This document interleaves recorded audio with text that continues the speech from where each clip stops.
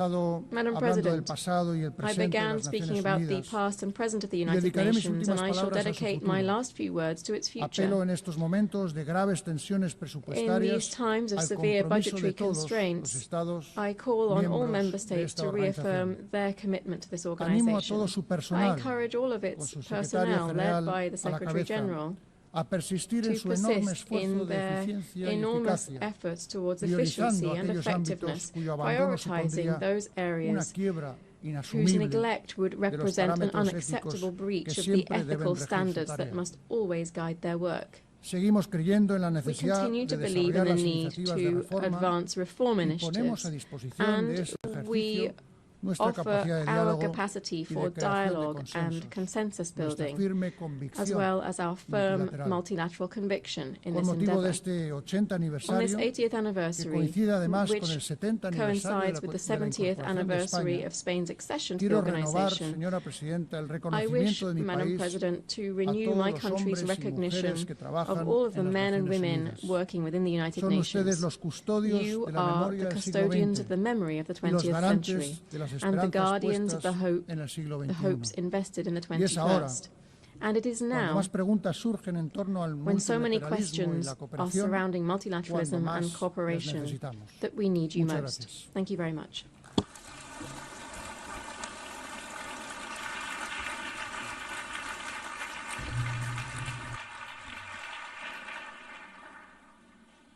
Au nom de l'Assemblée générale, je tiens à On behalf remercier of the le General roi Assembly, I d'Espagne. wish to thank the King of Spain.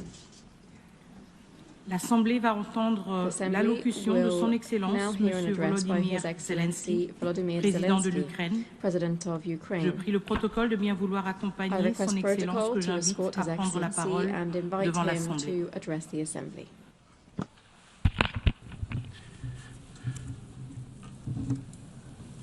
Madam Chair, Deputy Secretary.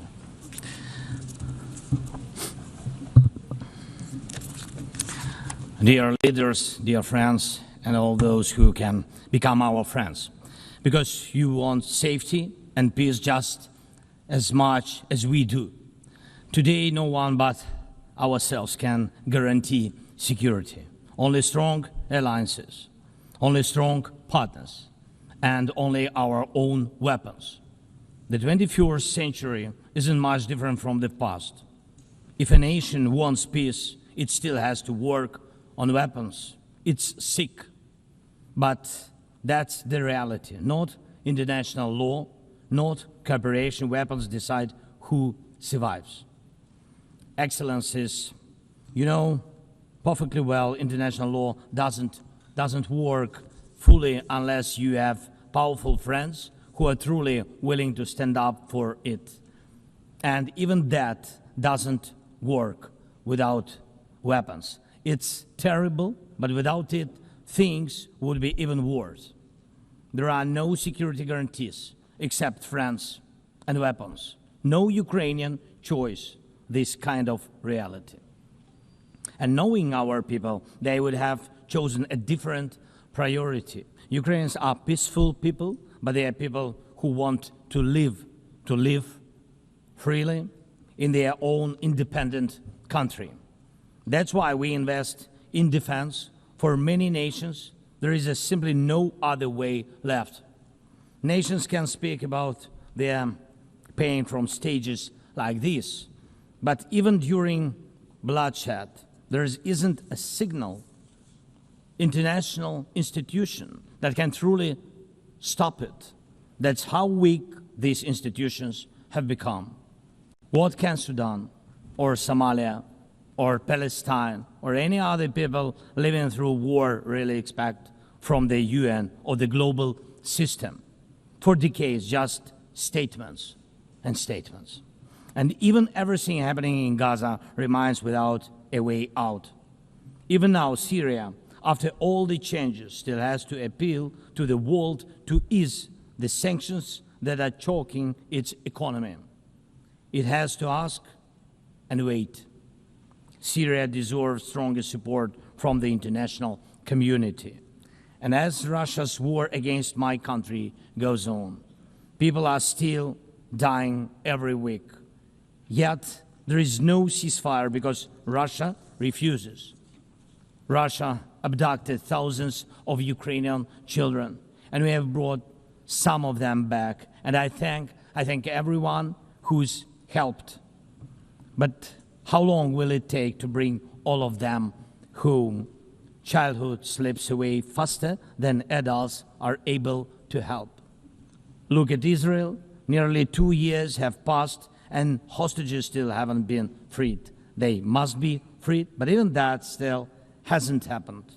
And for years, there have been no real answers to other threats, either chemical weapons and famine used as a weapon. Last year, at this assembly, I warned the world about the risk of radiation disasters, especially due to Russia's occupations of our Zaporizhzhia nuclear power plant, the biggest in Europe, but nothing's changed. Nothing's. And yesterday, the plant went into blackout again, and Russia hasn't stopped shelling even in areas near a nuclear facility. And because of international institutions are too weak, this madness continues. Even being part of a long-standing military alliance doesn't automatically mean you are safe. Just recently, 19 simple Russian drones violated Polish airspace, and only 4 were shut down. Luckily, they were not shaheeds or even worse. Otherwise, the results would have been horrific. Estonia had to call a UN Security Council meeting for the first time in history because Russian fighter jets deliberately entered its airspace. Moldova is defending itself again from Russia's interference. We are helping Moldova, and Russia's trying to do to Moldova what Iran once did to Lebanon. And the global response, again, not enough. We have already lost Georgia in Europe. Human rights and the European nature of the state system are only shrinking there. Georgia is dependent on Russia. And for many, many years, Belarus has also been moving toward dependence on Russia. Europe cannot afford to lose Moldova too. It's important to remember how the world once ignored the need to help Georgia after Russia's attack, and how the moment was missed with Belarus. How Moldova must not be lost. And for Europe, supporting Moldova's stability is not costly, but failing to do so would come at a much higher price. That's why the EU needs to help Moldova now with funding and energy support, not just words or political gestures. We must not forget about protecting the rights of people and the rights of nations in regions where these rights are under threat. The UN Charter and the Universal Declaration of Human Rights must apply everywhere. But the Taliban in Afghanistan dragged a whole country back into the dark ages. Cartels in some Latin America countries are more powerful than the government there. This is all about collapse of international law and the weakness of the international institutions. And so it's about the rise of weapons. Weapons decide who survives. Excellencies, yesterday President Trump stood right here in this hall, and God saved him from a murder attempt during the campaign. A shot was fired from a rifle, and just a fraction of an inch saved his life. Just days ago, President, along with hundreds of thousands of Americans, honored the memory of Charlie Kirk. Sadly, his life was cut short by a bullet. Once again, violence with a rifle in hand. We also mourn the Ukrainian woman, Irina Zarutska. She was brutally killed with a knife here in America, the very country where she was seeking refuge from Russia's war. And almost every day when we open the news, we see headlines about violent attacks happening all around the world. Most of it is done with weapons. People are already used to, but weapons are evolving faster than our ability to defend ourselves. Now, there are tens of thousands of people who know how to professionally kill using drones. Stopping that kind of attack is harder than stopping any gun, knife, or bomb. This is what Russia has brought with its war. It used to be that only the strongest countries could use drones because they were expensive and complex. Now even simple drones can fly thousands of kilometers. War tech doesn't care about geography anymore. It's now reshaping it. Just recently, airports in Europe had to shut down because of drones. Authorities couldn't even say what kind of drones they were, who sent them, or from where.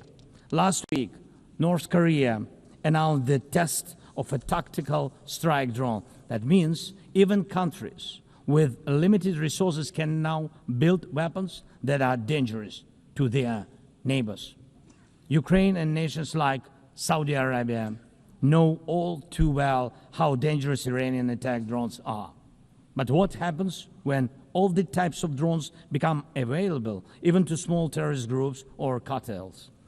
The world moves too slowly to protect itself, and weapons move fast.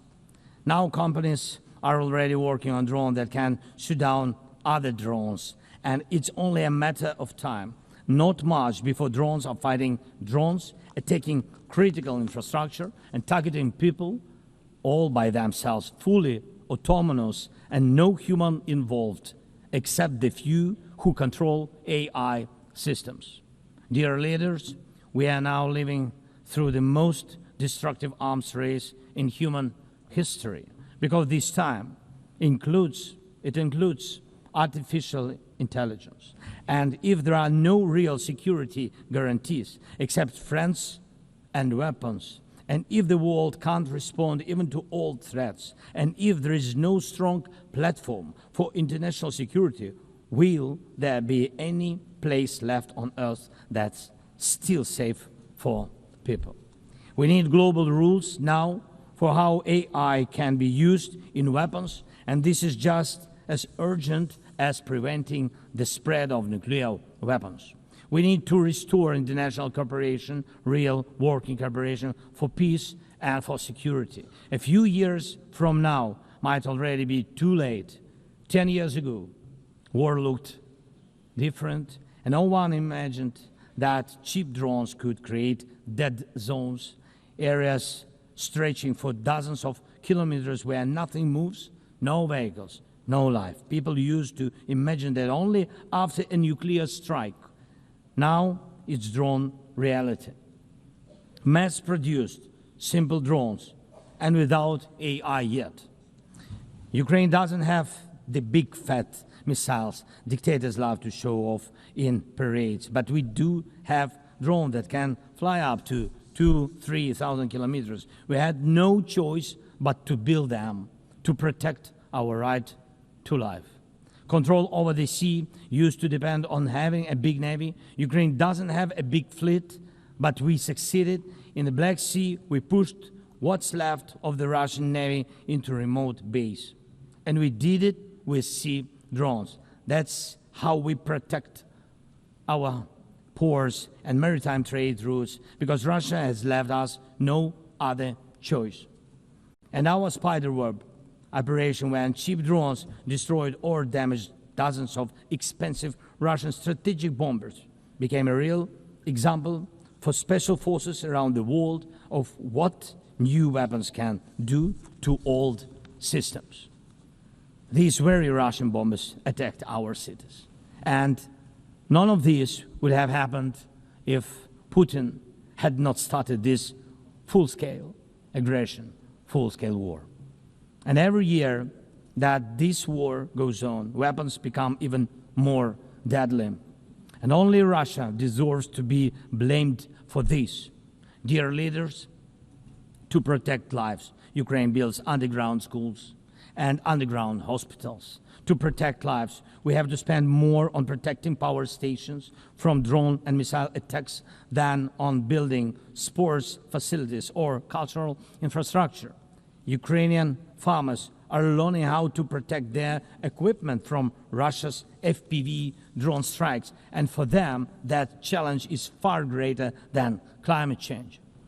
Russia's war has put us in this situation, but do you have protection against similar threats? The facts are simple. Stopping this war now, and with it, the global arms race, is cheaper than building underground kindergartens or massive bunkers for critical infrastructure later. Stopping Putin now is cheaper than trying to protect every port and every ship from terrorists with sea drones. Stopping Russia now is cheaper than wondering who will be the first to create a simple drone carrying a nuclear warhead. So we must use everything we have together to force the aggressor to stop. And only then do we have a real chance that this arms race will not end in catastrophe for all of us. If it takes weapons to do it, if it takes pressure on Russia, then it must be done. And it must be done now. Otherwise, Putin will keep driving the war forward wider and deeper. And we told you before, Ukraine is only the first, and now Russian drones are already flying across Europe, and Russian operations are already spreading across countries, and Putin wants to continue this war by expanding it, and no one can feel safe right now. So first, we are now building a new security architecture for ourselves. More than 30 countries are already part of our coalition, and we are strengthening army, launching joint weapons production with partners, and defining financial commitments for defense in a way that could become a security model for any other nation. If security guarantees work for Ukraine, something more than just friends and weapons, it will mean that people were able to make national security not a privilege for a few nations, but a right for everyone. Second, we are ready to make our modern weapons become your modern security, your modern weapon. And we have decided to open up arms exports. And these are powerful systems tested in a real war when every international institution failed. And we are also ready to grow our defense production together with strong partners so that their protection is modern and reliable. You don't need to start this race from scratch. We're ready to share what has already proven itself in real defense. And third, many in the world are still relaxed. Still. But look at how many countries are here at this General Assembly. Countries that are at war, or just came out of war, or are trying to stop one, or openly getting ready for one. War has already reached too many people to pretend it has nothing to do with you. So it depends on you. Whether you help peace or continue trading with Russia and helping Russia to fund this war, it depends on you. Whether prisoners of war will be freed, whether abducted children will come home, whether hostages will be free.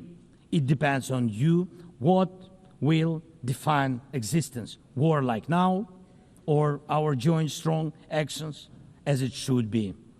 Yesterday we had a good meeting with President Trump, and I also spoke with many other strong leaders, and together we can change a lot. Of course, we are doing everything to make sure Europe truly helps. And of course, we count on the United States. I appreciate the support we are receiving. Yes, much depends on the G7 and G20, but in the end, peace depends on all of us, on the United nations. So don't stay silent while Russia keeps dragging this war on. Please speak out and condemn it. Please join us in defending life and international law and order. People are waiting for action. Thank you so much. Slava Ukraini.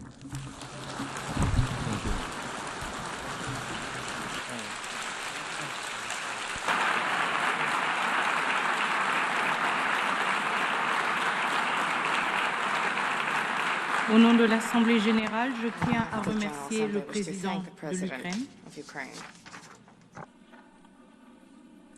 L'Assemblée va entendre l'allocution de Son Altesse Sérénissime, le Prince Albert II, Sovereign Prince of Monaco. Je prie le protocole de bien vouloir accompagner Son Altesse Sérénissime, que j'invite à prendre la parole devant l'Assemblée.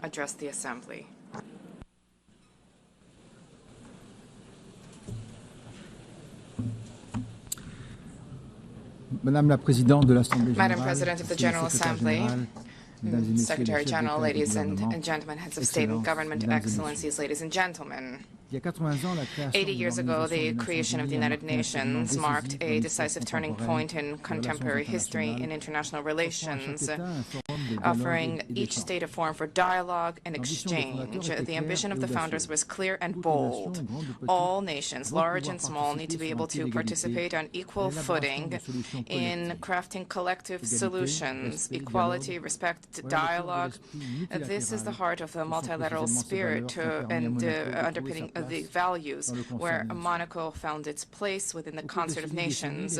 Over these past 8 decades, the United Nations has supported and ushered in major turning points: the reconstruction of Europe after the Second World War, the process of decolonization, the hope of an international order that is more peaceful after the Cold War. The organization contributed to the establishment of robust international law, the adoption of numerous treaties, law of the sea, counter-terrorism treaties, protection of the environment, the promotion of human rights. Monaco ratified more than 270 of these treaties, which, beyond their symbolic dimension, govern the day-to-day lives of our population. The UN also played a key role in the maintenance of international peace and security. On all continents, these operations help to prevent conflict and to support democratic transitions. International justice, specifically through the judgments rendered by the International Criminal Tribunals, have been significant sources of progress in combating impunity for the gravest crimes, and the International Court of Justice remains a pillar when it comes to peaceful resolution of disputes. The United Nations has been a pioneer in ecological awareness, raising the protection of our planet, mobilizing governments, scientists, civil society to put together concerted strategies, and these are issues which are of tremendous importance to us. The UN has shed light on the role of sports as a vector for peace, for inclusion, for development. Our principally welcomes the fact that sport is increasingly taking pride of place in the work of the organization. Madam President, we are cognizant of the progress that has been made over the past 8 decades, and yet we have more challenges to surmount, which requires resolute collective action. The progress that we have made is significant, but we have a grim reality. We are in a multipolar world where international realities are significant. There are proliferation of peacekeeping operations show that dialogue and preventive diplomacy, unfortunately, do not always generate the anticipated results. International security is today gravely imperiled. International tensions and conflicts are spreading in all 4 corners of the world, and this makes it all the more necessary for there to be a reaffirmation of the core principles of the United Nations: sovereignty of states, peaceful dispute resolution, respect for international law and human rights. In this regard, the Principality of Monaco firmly condemns the war of aggression targeting Ukraine and the suffering this has inflicted upon civilian populations, and I reiterated this message just now to President Zelensky. I cherish the hope that a just and lasting negotiated peace agreement can be found soon to guarantee security and to rise to the expectations of the Ukrainian people. In the Middle East, violence has generated unacceptable human suffering, casualties. The risk of regional conflagration requires that there be an immediate de-escalation, protection of civilians, the unimpeded delivery of humanitarian assistance, and peace and sear relaunch of the peace process on the basis of the two states. Peace is not a utopia. Peace is an overriding necessity. These security-related challenges are compounded by environmental challenges. The international community recently met in Nice for the third UN Conference on Oceans, vehemently recalling the need to act for the protection of seas and oceans. The Principality organized, before the conference, a Blue Economy and Finance Forum.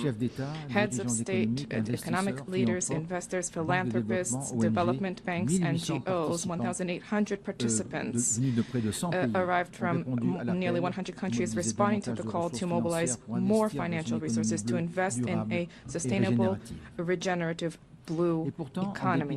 And yet, the commitments made under, notwithstanding, there are still challenges. BBNJ was adopted in January last, and this should lead us to implement immediately measures for the conservation and sustainable use of the diversity in the high seas.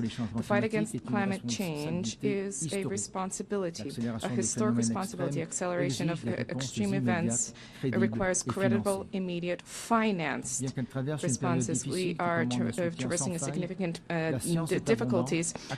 There is science which is accessible, abundant, more reliable than ever before. The Paris Agreement, the 10th anniversary of which we are marking this year, provides a structured, transparent framework which should generate a robust trust among all stakeholders. This year, new nationally determined contributions have been published, and this is a reflection of the need to be more and more ambitious. I wish to recall that these ambitions carry moral significance, particularly vis-à-vis young people and succeeding generations, but also, as was recently recalled by the ICJ in the advisory opinion. And in this regard, and in accordance with the new collective goal for financing, which was adopted in Baku last year, I decided that my country will double specific financing under climate agreements, and this is by 2028. Let us not forget that there's a need to invest in countering climate change, but there's a need to take into account the depletion of biodiversity throughout the world. COP17 and the Biological Diversity Convention, October 2026, will be held in Yerevan. This is a key opportunity to transform the commitments into reality, specifically when it comes to financing and meaningful protection of ecosystems. Madam President, we cannot pass over in silence the alarming setbacks in human rights. Freedom, the repression of freedom, civil society, excessive use of force, these are all undermining the very basis of civilizations and are resulting in a loss of trust of citizens vis-à-vis systems. Women's rights are a key pillar for peace, for development, and for justice.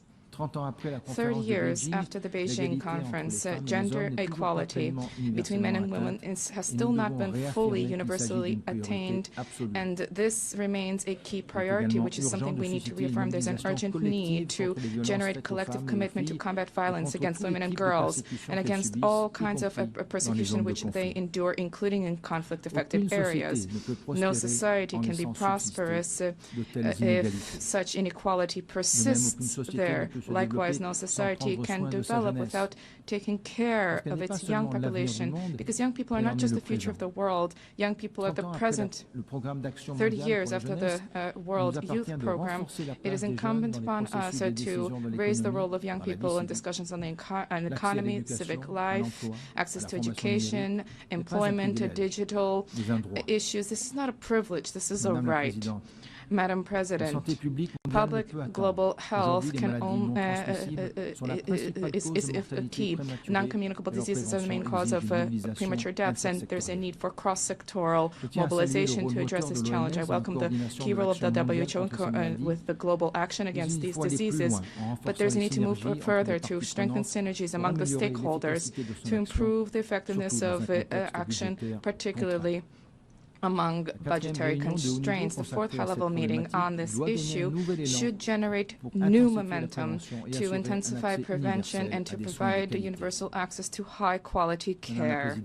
Madam President, the 80th anniversary of the United Nations offers an opportunity to breathe new life into multilateralism, to reform its operations, and to address the liquidity crisis. Reform of the United Nations should restore people's trust and to establish an effective structure based on core values. The United Nations is the only universal body which is capable of defending sovereignty of states and embodies the ideal of cooperation amongst peoples. But this is not only at the UN headquarters, the specialized institutions, UNESCO, FAO, and IAEA, and many others. These all play a critical role by providing concrete support for environmental, educational, and social policies of states, helping them to fully meet their responsibility without duplication of mandates in New York. And let us recenter the work of our organization to focus on the priorities enshrined in the Charter. We need to rekindle a spirit of dialogue, the spirit of organization. The general debate should once again become this unique opportunity where leaders will listen to one another and seek to achieve mutual understanding. The Principality of Monaco cherishes the hope that through reform, the UN will once again become the center with the harmonization of UN efforts for the maintenance of peace and security in accordance with Article 1 of our Charter. No state alone can resolve the crisis plaguing our times. It's by sharing ideas, resources, and willingness that we can together build a future of peace, of lasting peace, because together we are better. Thank you.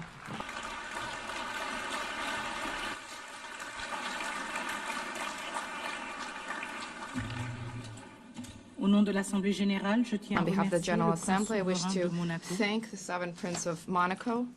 The Assembly will hear an address by His Excellency Masoud Pezeshkian, President of the Islamic Republic of Iran. I request protocol to escort His Excellency and invite him to address the Assembly.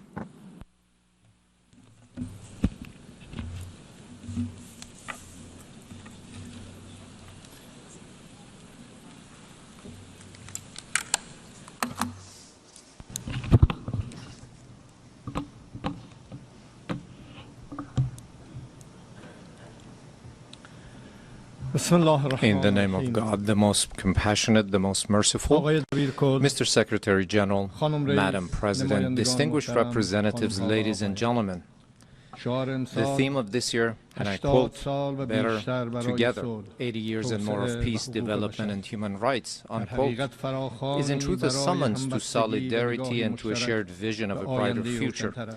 Our religious conviction, as well as the call of the prophets, rests upon the equality of the rights of all human beings. That which renders man more worthy is piety, namely truthfulness, wisdom, purity, and benevolence. The bedrock of all divine religions and of the human conscience is this golden maxim: that which you would not approve for yourself, do not approve for others. Jesus Christ, peace be upon him, once said, "Act towards others as you would have them act towards you." The Prophet of Islam, peace be upon him, said, "None of you is a true believer unless he desires for others what he desires for himself." The sage Hillel, the elder, expressed the essence of the Torah as such: that which is hateful unto thee, do not do unto thy fellow. In the traditions of the Orient, likewise, the central teaching is this very principle, and secular schools of ethics, grounded in reason and conscience, have arrived at the same conclusion. Excellencies, is this the state of our world? Let us behold the past 2 years. The world in these 2 years was witness to genocide in Gaza, was witness to the destruction of homes and repeated violation of sovereignty and territorial integrity in Lebanon, was witness to the devastation of Syria's infrastructure, was witness to assault against the people of Yemen, was witness to the forced starvation of emaciated children in the arms of their mothers, was witness to the assassination of Iran's scientists, was witness to the surreptitious raids infringing upon the sovereignty of nations, violating the territorial integrity of states, and openly targeting leaders of people. And all of this under the full support of the most heavily armed regime in the face of the earth, and under the pretext of self-defense. Would you countenance such things for yourselves? Who is the disturber of the stability of the region and the world? Who is the actual threat against international peace and security? Who is the violator of the golden moral maxim of mankind? Excellencies, ladies and gentlemen, you all bore witness that this past June my country was subjected to a savage aggression in flagrant contravention of the most elementary principles of international law. The aerial assaults of the Zionist regime and the United States of America against Iran's cities, homes, and infrastructures, precisely at a time when we were treading the path of diplomatic negotiations, constituted a grave betrayal of diplomacy and a subversion of efforts towards the establishment of stability and peace. This brazen act of aggression, in addition to martyring a number of commanders, citizens, children, women, scientists, and intellectual elites of my country, inflicted a grievous blow upon international trust and the very prospect of peace in the region.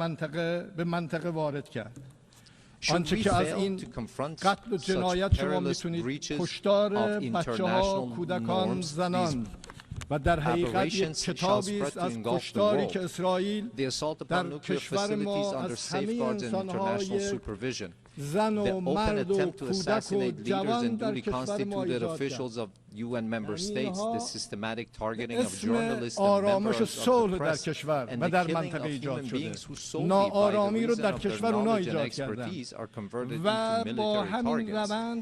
Again, would you countenance such acts for yourselves?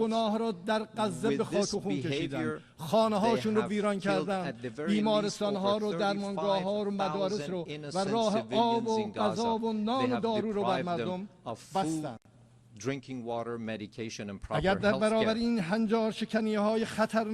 Those who have perpetrated such crimes حمله به تأسیسات هستی تحت پادمان و نظارت بین المللی، تلاش علنی برای کشتن رهبران و مقامات رسمی دولت‌های عضو سازمان ملل، هدف گرفتن سیستماتیک خبرنگاران و اهالی رسانه، کشتن انسان‌هایی که صرفاً به علت داشتن دانش و تخصصشان به اهداف نظامی تبدیل می‌شوند.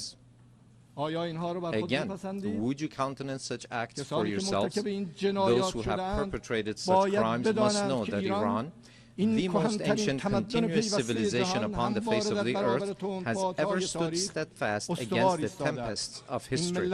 This nation, with a magnanimous spirit and an eternal will, has time and again demonstrated that it shall never bow before aggressors. And today as well, in the face of the transgressors, it stands upright with reliance upon the power of faith and its national cohesion. In this 12-day defense, the patriotic and valiant people of Iran laid bare before the aggressors the fallacy and self-delusion of their arrogant calculations. The enemies of Iran unwittingly fortified the sacred national unity. The people of Iran, despite the most severe, protracted, and crushing economic sanctions, psychological and media warfare, and persistent efforts to sow discord, at the very instant the first bullet was fired upon their soil, rose in unison in support of their valiant armed forces, and today they continue to honor the blood of their martyrs. Here, in the name of all Iranian people, I extend my heartfelt gratitude to all personalities, nations, governments, and international and regional organizations that stood in solidarity with Iran during this war. Ladies and gentlemen, today, after nearly 2 years of genocide, mass starvation, the perpetuation of apartheid within the occupied territories, and aggression against its neighbors, the ludicrous and delusional scheme of a greater Israel is being proclaimed with brazenness by the highest echelons of that regime. The scheme encompasses vast swaths of the region. The map itself lays bare the true intentions of the Zionist regime, intentions that have, of late, been openly endorsed by its criminal prime minister. None in the world is secure from the aggressive machinations of this regime. It is manifest that the Zionist regime and its sponsors no longer even content themselves with normalization through political means. Rather, they impose their presence through naked force and have styled it peace through strength. Yet this is neither peace nor power. It is nothing but aggression rooted in coercion and bullying. But we envision our powerful Iran alongside powerful neighbors within a strong region with a radiant future, a future in which we stand together against the grand project that imposes genocide, destruction, and instability upon the region, a future in which collective security is assured through genuine mechanisms of defensive cooperation and joint response to threats, a future in which human dignity and cultural diversity are cherished as foundational values, a future in which collective development is realized through joint investment in infrastructure and modern sciences, a future in which energy security and the equitable use of vital resources from the pillars of economic stability, a future in which the environment is safeguarded for posterity, a future in which national sovereignty and the territorial integrity of states are regarded as non-negotiable principles, a future not in pursuit of peace imposed by force, but founded upon strength derived through peace. In such a strong region, slaughter and bloodshed shall find no place. It is for this very reason that my country has, for many years, been among the staunchest advocates of establishing a region free of weapons of mass destruction, yet those who themselves possess the largest nuclear arsenals and who in flagrant breach of the NPT make their weapons even deadlier and more destructive have for years subjected our people to pressures on the basis of spurious allegations. Last week, 3 European states, having failed through a decade of bad faith and thereafter by supporting military aggression to bring the proud people of Iran to their knees, at the behest of the United States of America, sought, by means of pressure, coercion, imposition, and manifest abuse, to reinstate against Iran the Security Council resolutions that had already been terminated. In doing so, they set aside good faith. They circumvented legal obligations. They sought to portray Iran's lawful remedial measures taken in response to the United States' withdrawal from the JCPOA and to Europe's breach and utter incapacity as a gross violation. They falsely presented themselves as parties of good standing to the agreement, and they disparaged Iran's sincere efforts as insufficient. All of this was in pursuit of nothing less than the destruction of the very JCPOA, which they themselves had once held as the foremost achievement of multilateral diplomacy. This unlawful measure, which has also meant the opposition of certain members of the Security Council, possesses no international legitimacy and will not garner the approbation of the international community. I hereby declare once more before this assembly that Iran has never sought and will never seek to build a nuclear bomb. We do not seek nuclear weapons. This is our belief based on the edict issued by the Supreme Leader and by religious authorities. Therefore, we never sought weapons of mass destruction, nor will we ever seek them. Whereas those who disturb the peace and stability in the region lies in Israel, but Iran is the one that is being punished for those actions. There is a poem that roughly says something to the effect that someone on one side of the world does something to disturb the peace and someone else is punished for those actions. Ladies and gentlemen, the Islamic Republic of Iran welcomes peace and stability. We believe that the future of our region and of the world must be built upon cooperation, trust, and shared development. In this framework, Iran supports the peace process between the Republic of Azerbaijan and the Republic of Armenia and hopes that its outcome shall be enduring and serve as a foundation for improved relations between these two neighboring states. Iran also hopes that the efforts to bring an end to the war in Ukraine may result in a just and lasting agreement between Russia and Ukraine and bring solace to the human suffering caused by this crisis. Iran welcomes the defensive pact between the two brotherly Muslim countries, the Kingdom of Saudi Arabia and the Islamic Republic of Pakistan, as a beginning for a comprehensive regional security system with the cooperation of the Muslim states of West Asia in the political, security, and defense domain. Finally, Iran condemns the criminal aggression of the Israeli regime against Qatar, which resulted in the martyrdom of a number of Palestinian and Qatari nationals, and declares its support and solidarity with the government and people of Qatar. Ladies and gentlemen, true security is not achieved through force, but through confidence-building, mutual respect, regional convergence, and multilateralism grounded in international laws. Based on this foundation, I call upon all to practice listening to one another instead of raising voices, to re-examine the intellectual premises of polarization and political violence, which today ensnares not only the international community, but also renders societies internally with tension and turmoil. To uphold as the common denominator of all beliefs and cultures the principles that whatever we do not approve for ourselves, we should not impose upon others, instead of distorting concepts and narratives with biased interpretations. To restore and rehabilitate the credibility of international laws, institutions, and mechanisms, and to commit to the establishment of a regional system of security and cooperation in West Asia. Ladies and gentlemen, we Iranians have extended our power in the world not by producing and employing nuclear weapons, nor by the slaughter of hundreds of thousands in the 20th century, nor by genocide and the imposition of starvation upon the children in Gaza in the 21st century, and not even through the historic empires of Iran, but rather through a culture of human fellowship and the message of empathy of universal sages such as Rumi, Hafiz, Saadi, who 8 centuries ago declared human beings are members of a whole, in creation of one essence and soul. If one member is inflicted with pain, other members uneasy will remain. If you have no sympathy for human pain, the name of human, you cannot pertain. Those criminals who bully by murdering children are not worthy of the name human being, and assuredly they shall never prove to be trustworthy partners. Relying upon its time-honored tradition of altruism and human fellowship, Iran is a steadfast partner and a trustworthy companion for all peace-seeking countries, a friendship and a partnership grounded not in fleeting expediency, but in dignity, trust, and a shared future. We, the upright people of Iran, by standing firm against lawless marauders, have surmounted with honor the injustices, discriminations, and double standards imposed upon us. And today, with an opportunity-oriented outlook, we have transformed this historic achievement of the Iranian people into a platform for a leap toward a hopeful future. Let us together with you turn threats into opportunities. I thank you.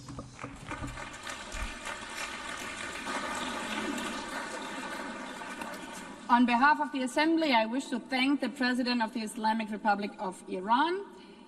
The Assembly will hear an address by His Excellency José Raúl Mulino Quintero, President of the Republic of Panama. I request protocol to escort His Excellency and invite him to address the Assembly.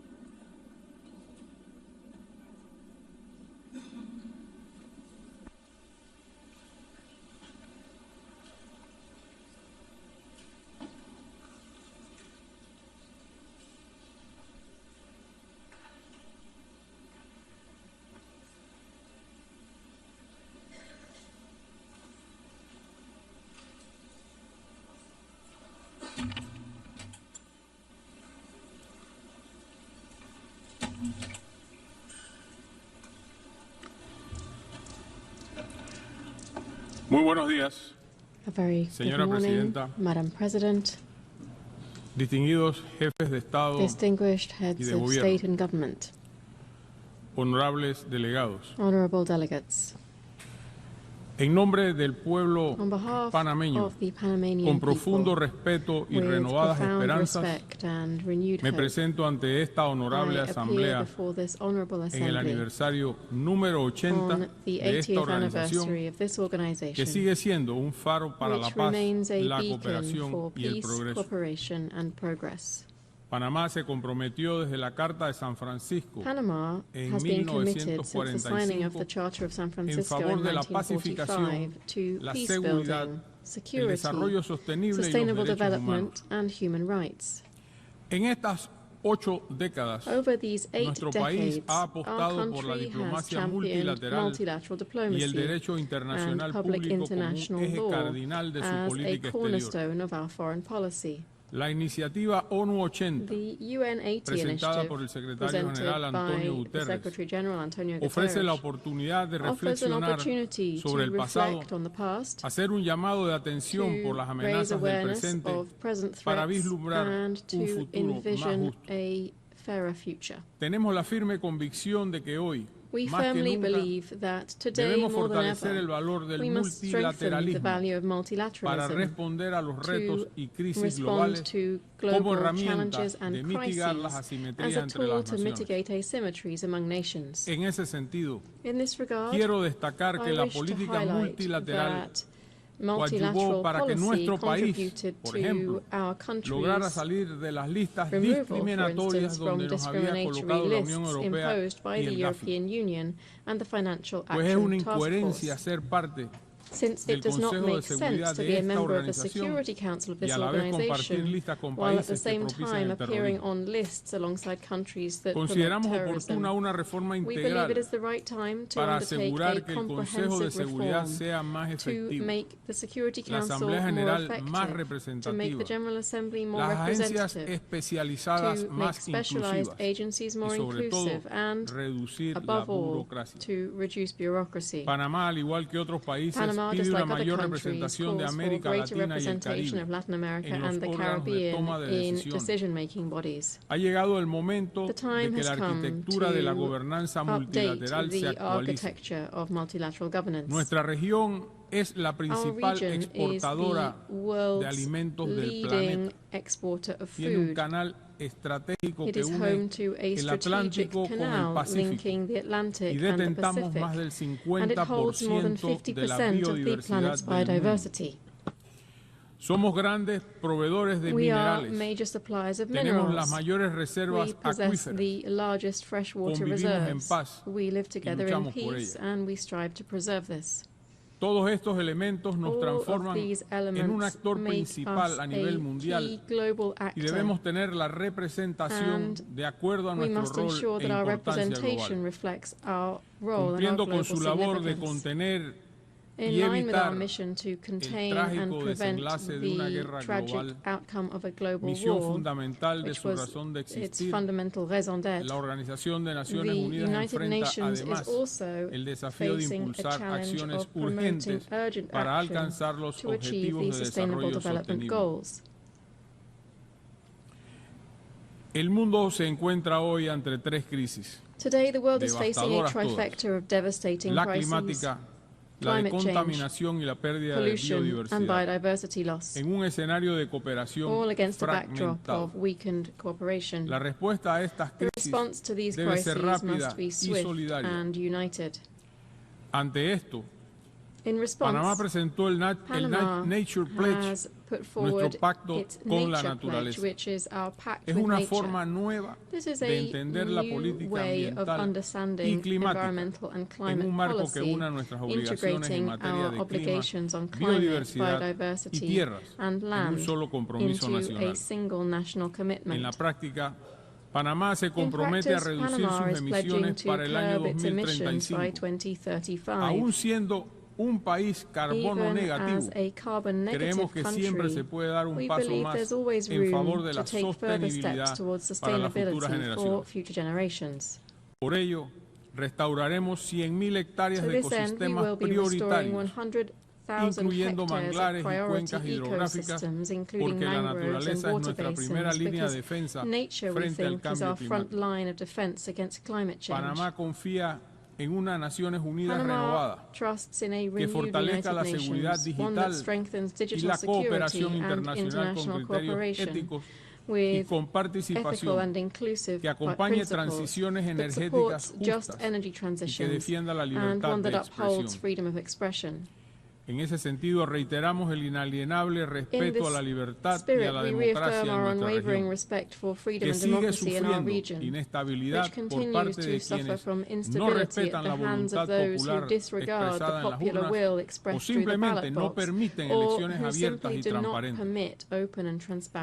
Queremos ser parte de una organización de Naciones Unidas capaz de prevenir conflictos antes de que ocurran, que pueda actuar con prontitud en emergencias humanitarias, que coordine mejor sus agencias a nivel de campo y que represente más fielmente la diversidad de personas en el mundo.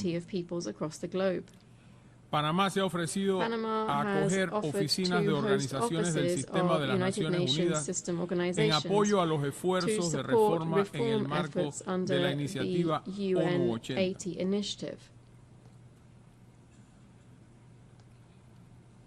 También quiero expresar hoy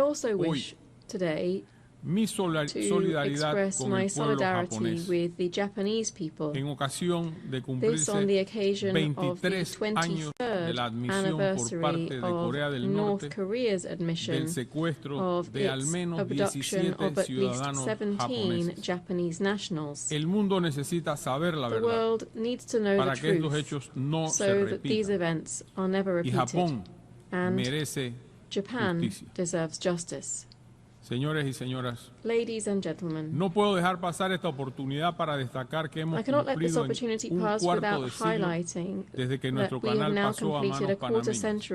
A partir del 31 de diciembre de 1999, la República de Panamá asumió las obras y la operación del canal con eficiencia, seguridad, sostenibilidad y neutralidad, de acuerdo con el Tratado del Canal de Panamá, Torrijos-Carter, y el de neutralidad permanente, ambos de 1977. Desde entonces hemos administrado de manera ejemplar la vía acuática, contribuido al desarrollo económico del país y operado el canal para beneficio de la navegación internacional.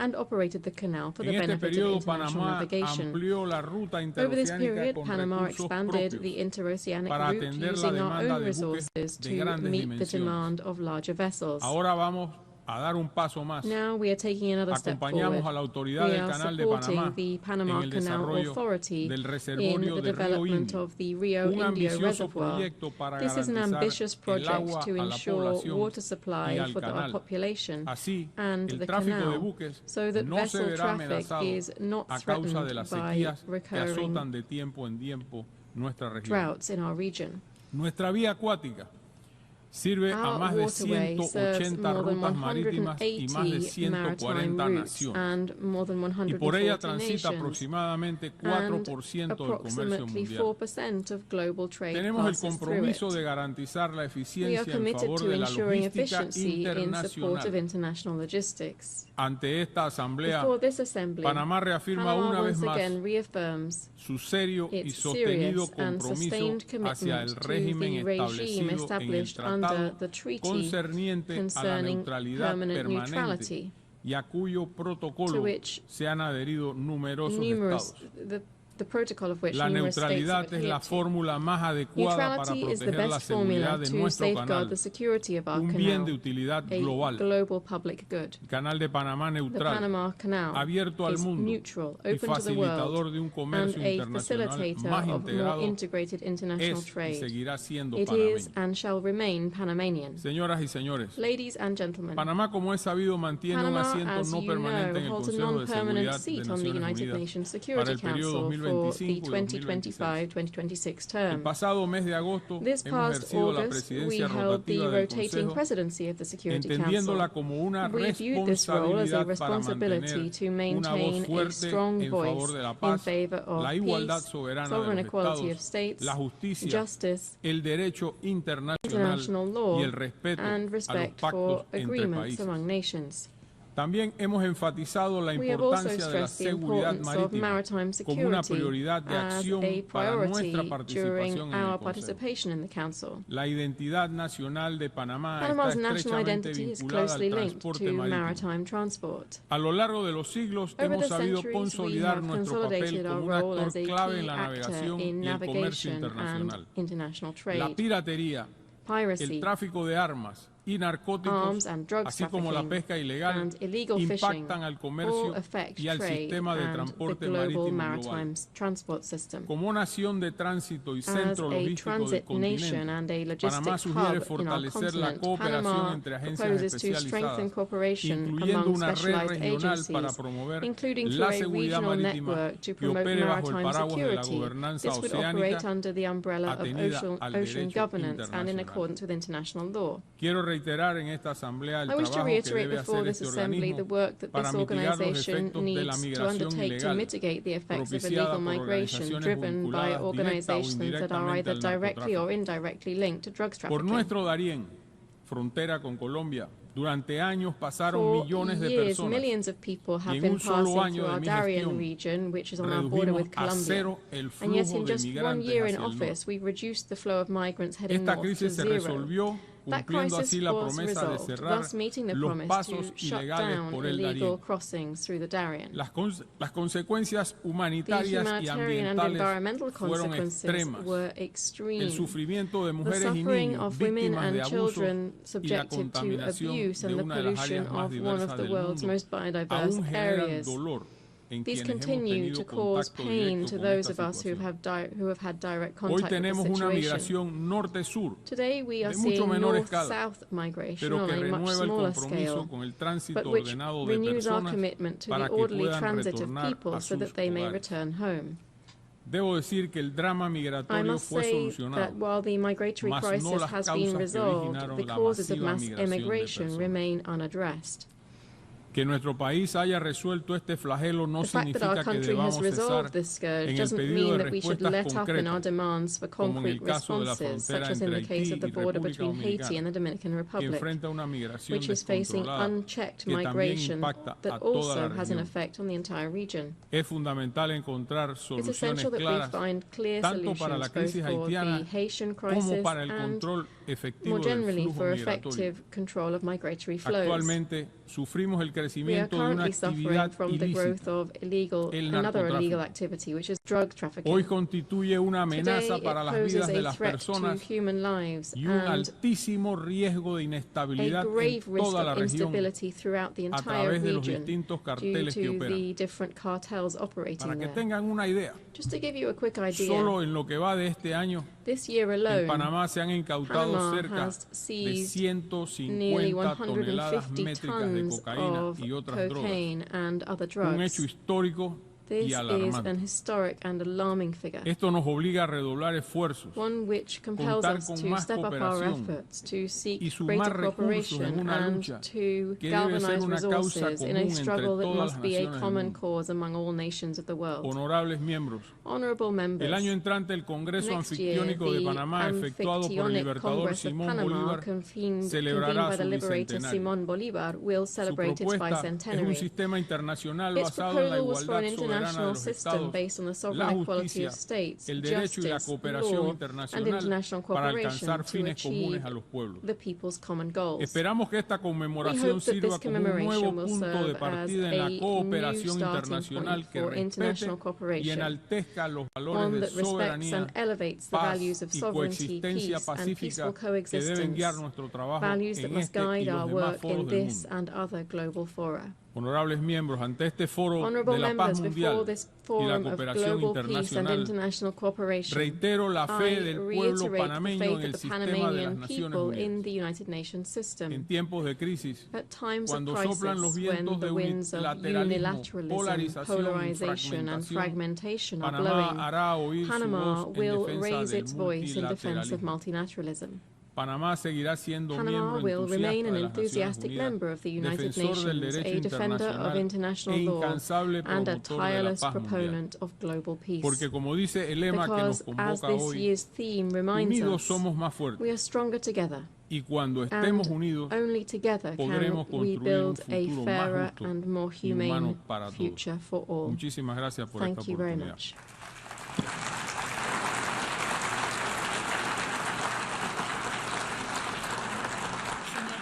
Muchas gracias. On behalf of the Assembly, I wish to thank the President of the Republic of Panama. As the Assembly will hear an address by His Excellency Peter Pavel, President of the Czech Republic. I request protocol to escort His Excellency and invite him to address the Assembly.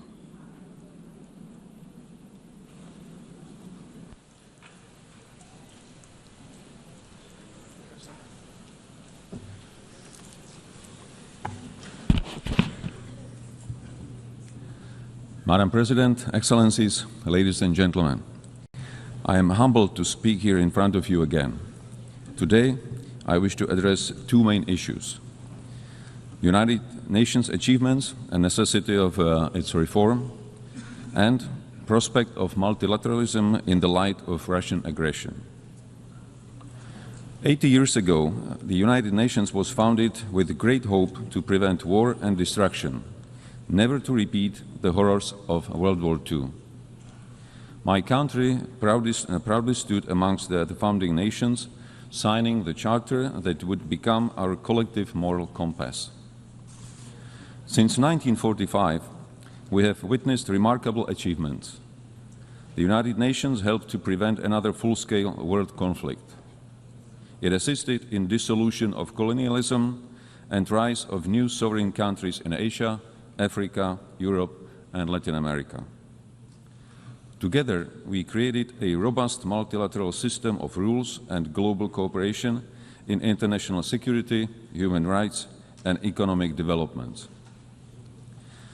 Together with the UN, we have fought famine, disease, illiteracy, and poverty in some of the world's most vulnerable regions. Dozens of peacekeeping missions have helped to ease tensions in conflict zones. Thanks to its long-standing efforts, the UN has helped transform countless lives and laid the groundwork for a better world, a world which is more humane and more cooperative.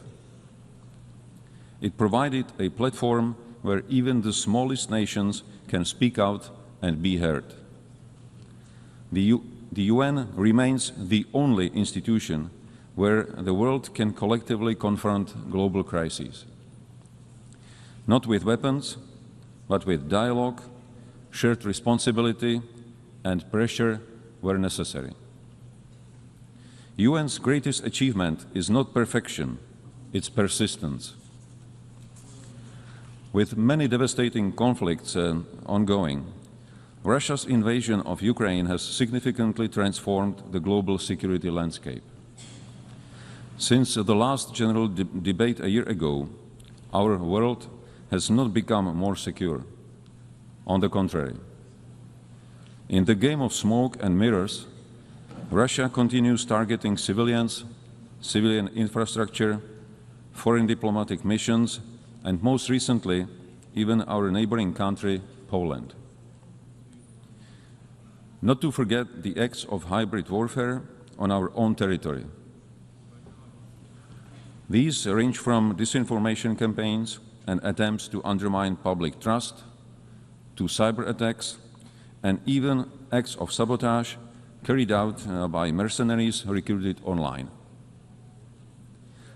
Despite being the largest country on the map, Russia still aims to seize Ukrainian territory and expand its sphere of influence.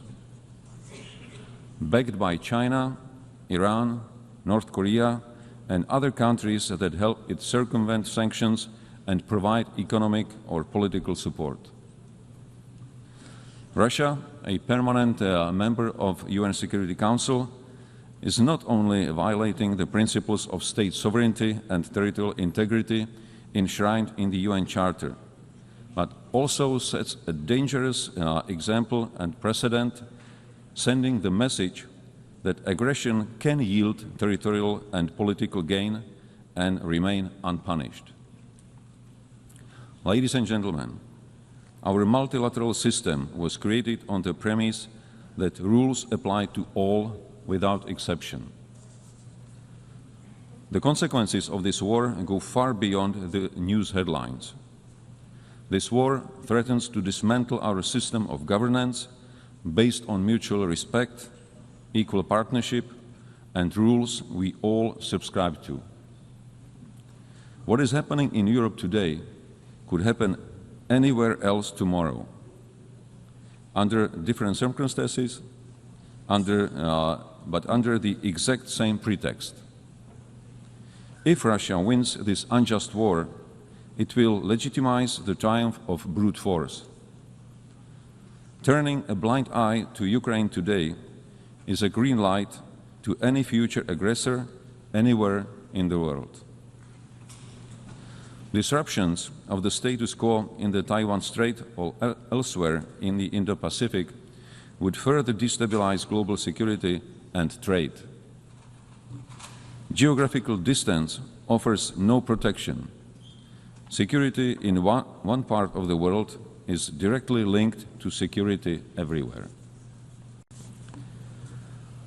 Tolerating the principle of might makes right will lead to the end of multilateralism and the beginning of life under principles dictated by a powerful few.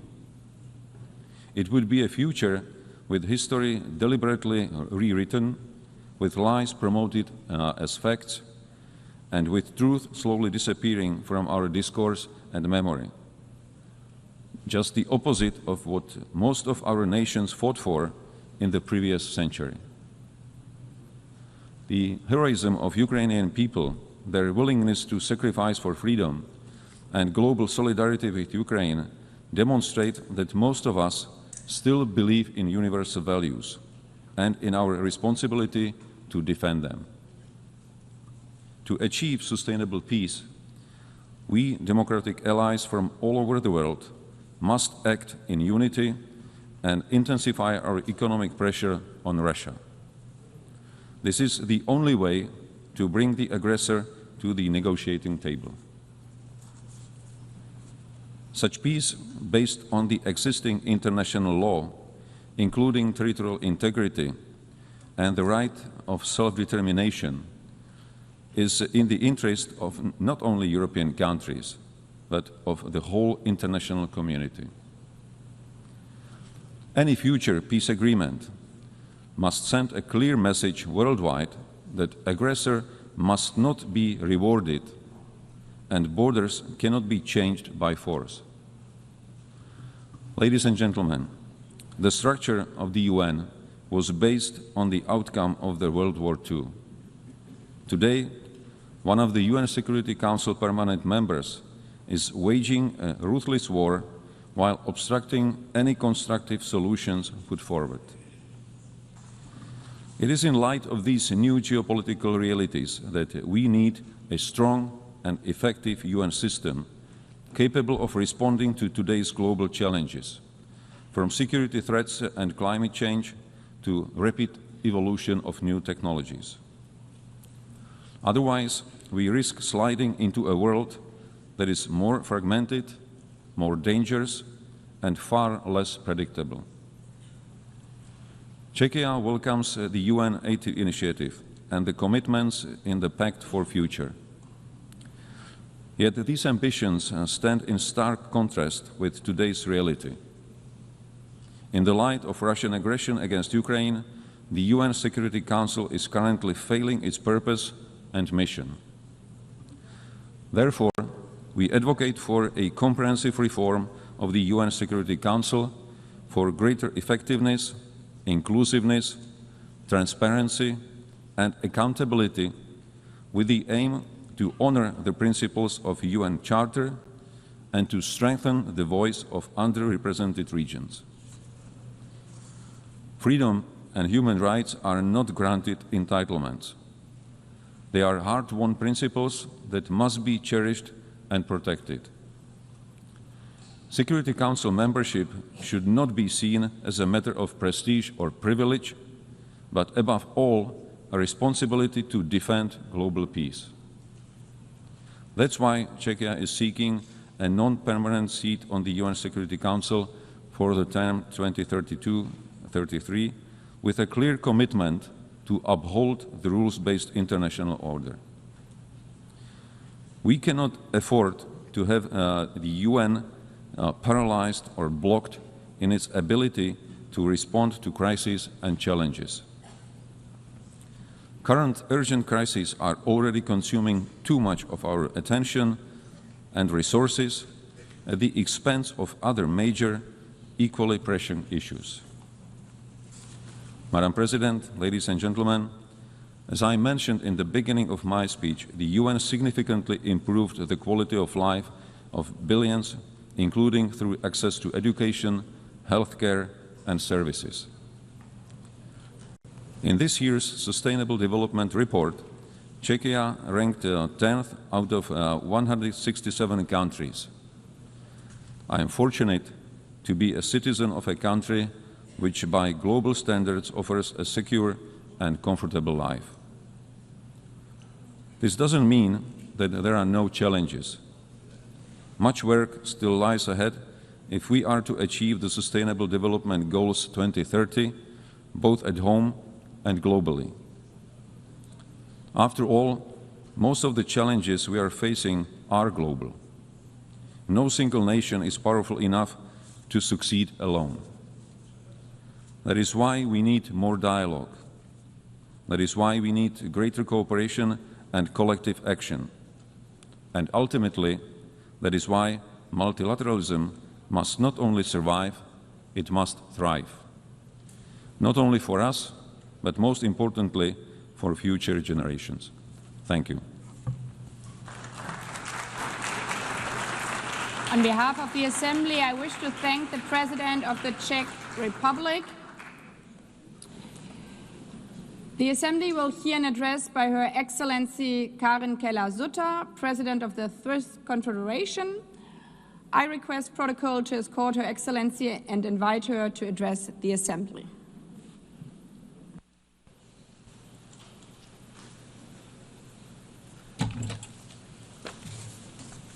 Madame la Présidente de l'Assemblée générale, Excellences, Mesdames, Messieurs, il y a 80 ans, le monde entrait dans une nouvelle ère, des temps meilleurs. Le 27 janvier 1945, le camp de concentration d'Auschwitz concentration camp était was libéré. Le 8 mai, liberated. la guerre en On the Europe 8th of prenait May fin. 1945, Et the le war in Europe 25 ended, juin, and on 25 50 June, États adoptaient la Charte des Nations 1945, Unies à San 50 states adopted the Francisco. United Nations Charter Ils in étaient, San je cite, Francisco. résolus à And I préserver les quote from the charter, générations they were futures determined du to fléau de la save guerre succeeding qui, deux generations fois en from the l'espace scourge d'une of vie war, which humaine, twice in infligeait our à lifetime has l'humanité brought d'indicibles untold sorrow souffrances. to Fin de mankind. citation. End of quote. Sur les ruines de la Upon the Deuxième Guerre ruins of the mondiale, un Second nouvel World War, ordre a naissait d'une new conviction international et order d'une was volonté born out of a commune shared conviction d'apporter and au monde determination de to la paix bring et la peace prospérité. and prosperity C'est aussi to au the lendemain world. des horreurs de The cette horrors of période que this time naissaient les also gave conventions de rise Genève to de the Geneva 1949 Conventions of qui 1949, protègent les victimes des which conflits armés. protect the À cette victims of armed époque, les conflict. fondements de décennies At that florissantes time, the pour la foundations démocratie, for l'état de droit progress and democracy, et the rule l'économie of de law marché and the étaient market posés. economy were Des laid fondements qui, down. malgré les limites et les Foundations revers, which, despite ont all the servi aussi la limitations and coopération setbacks, internationale, le also libre-échange, benefited la international paix et le cooperation, droit free trade, international. peace, and international Sans faire de law. parallèle historique, Without force drawing any est de historical constater, nous parallels, it is célébrons clear cette année le that 80e this year, as anniversaire we des mark the Nations 80th Unies, anniversary of the United alors que nous Nations, vivons une nouvelle we époque are de bouleversements experiencing politiques et a new économiques era extrêmement violents. of particularly Une époque extreme où trop de political guerres and font un economic nouveau rage upheaval at a et où les time when, populations once subissent des again, too souffrances many wars intolérables. are raging Une with civilian époque où une paix juste et populations durable experiencing semble unbearable toujours hors de suffering. portée A au time in which a Proche-Orient just lasting et peace in the en Middle Ukraine, East and où Ukraine les still tendances seems autocratiques se beyond renforcent reach, en Europe and aussi. during which Une autocratic époque où tendencies le are gaining libre-échange ground, est mis à including in l'épreuve Europe. et où, A en time fin in de which compte, free trade le is droit being put to the international, test, y and compris la Charte des where Nations Unies, ultimately risque de international law, devenir including the lettre Charter of morte. the United Nations, Ce sont des bouleversements qui ne viennent pas de nulle part. dead letter. Ils These sont le upheavals résultat are not coming out of d'évolutions qui nowhere. remontent They are the result parfois of loin developments et that, que in l'on a some cases, date rétrospectivement back trop a long longtemps time, pris in which, in trop peu retrospect, au we sérieux. fail to take Il faut être seriously honnête. enough for Ce far sont des too long. évolutions pour We need to lesquelles be il n'y a honest pas de with réponse ourselves. These are facile, developments that ni have au no niveau simple international, solutions, ni au niveau neither at the national. international Et il nor ne at the suffit pas non national plus de rappeler levels, ici, nor is it pour enough la énième today fois to et seulement reiterate par des yet again, discours, les mérites merely in d'une certaine speeches, forme the d'État, merits of a de l'État de particular droit, form du of droit government, international, the du rule of law, libre-échange et du international law, free multilatéralisme. trade, and Non, multilateralism. si nous voulons relever les défis auxquels nous sommes confrontés, nous devons redoubler nos efforts, car que valent tous les acquis de la civilisation s'ils ne contribuent pas concrètement à la liberté, à la sécurité et à la prospérité, si leurs avantages ne deviennent pas tangibles pour les populations dans leur vie de tous les jours. Il y a deux erreurs que nous ne devons pas faire. Premièrement, pointer du doigt uniquement les autres États. Deuxièmement, laisser les organisations internationales seules avec le travail et faire comme si elles étaient distinctes de nous. Mesdames, Messieurs, nous devrions commencer là où nous pouvons dès maintenant garantir la liberté et contribuer à la sécurité et à la prospérité. Et c'est en général chez nous, dans notre propre pays. Entendons-nous bien. Il ne s'agit pas de faire l'éloge de l'égoïsme national, ni de condamner le multilatéralisme. Bien au contraire, la Suisse est convaincue que le multilatéralisme, que les organisations internationales, que les Nations Unies sont essentielles à la coexistence pacifique des peuples, à la prospérité économique mondiale, à la résolution de défis tels que la migration, le changement climatique, la transition numérique et, je le dis aussi en tant que ministre des Finances, à la stabilité financière mondiale. L'année dernière, nous avons adopté ensemble le Pacte pour l'avenir, un engagement fort en faveur du multilatéralisme dans l'agenda 2030.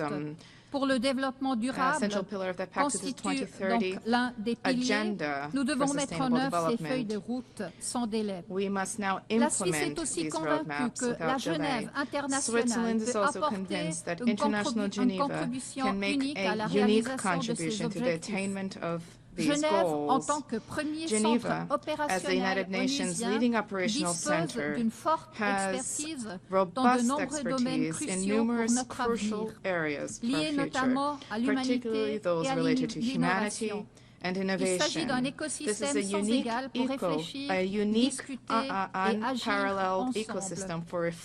Mais toute organisation internationale forte a besoin de membres forts. Et quand je dis fort, je ne parle pas de force par la taille ou par la puissance militaire. Je parle d'États qui sont en mesure de permettre à leurs citoyens de s'épanouir. Et je dirais aussi de s'exprimer librement en toute sécurité.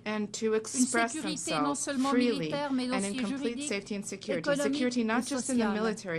La sécurité et la liberté sont les conditions préalables essentielles au développement économique et donc à la prospérité. Elles nécessitent des institutions qui soient juridiquement solides, fiables et capables d'agir. Et elles nécessitent une stabilité politique, sociale et financière.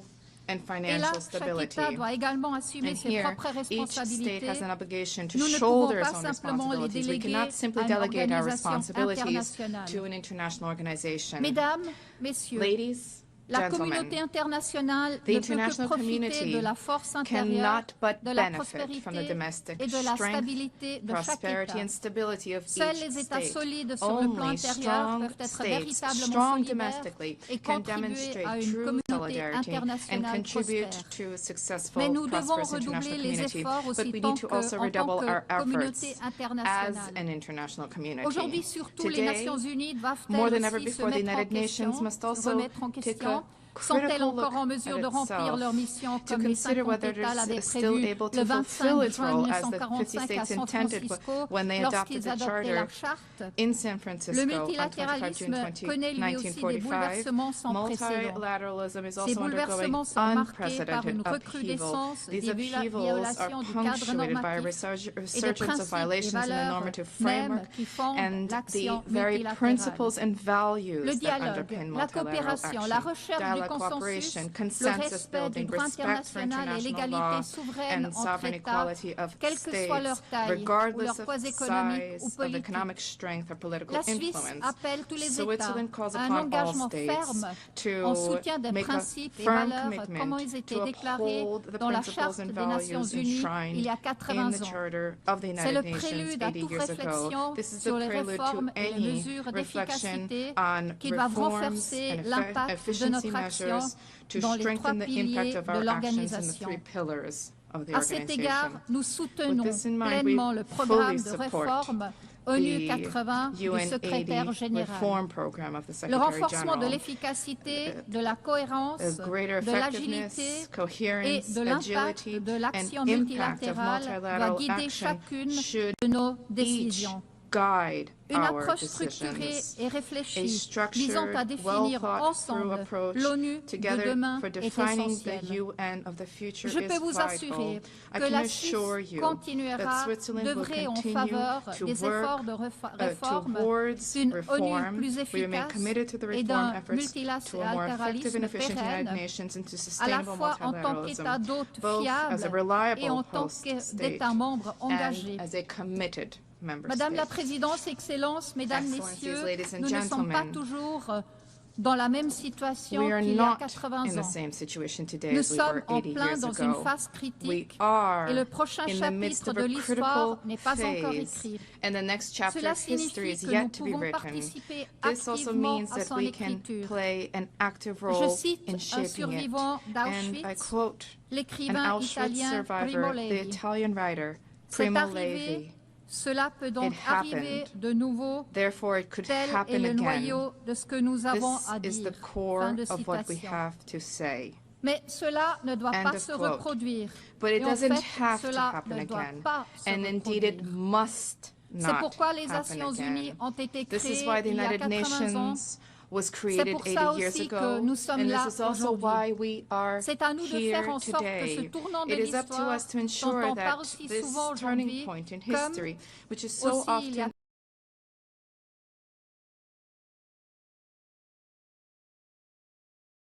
l'arrogance et de la facilité, et mettons-nous au travail, chez nous, dans notre pays, et ensemble aux Nations Unies. Je vous remercie.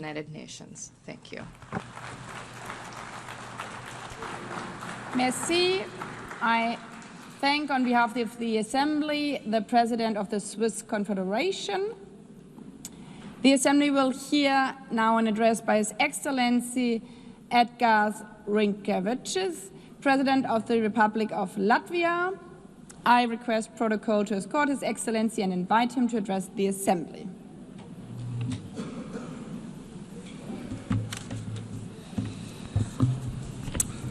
Madam President, Excellencies, distinguished delegates.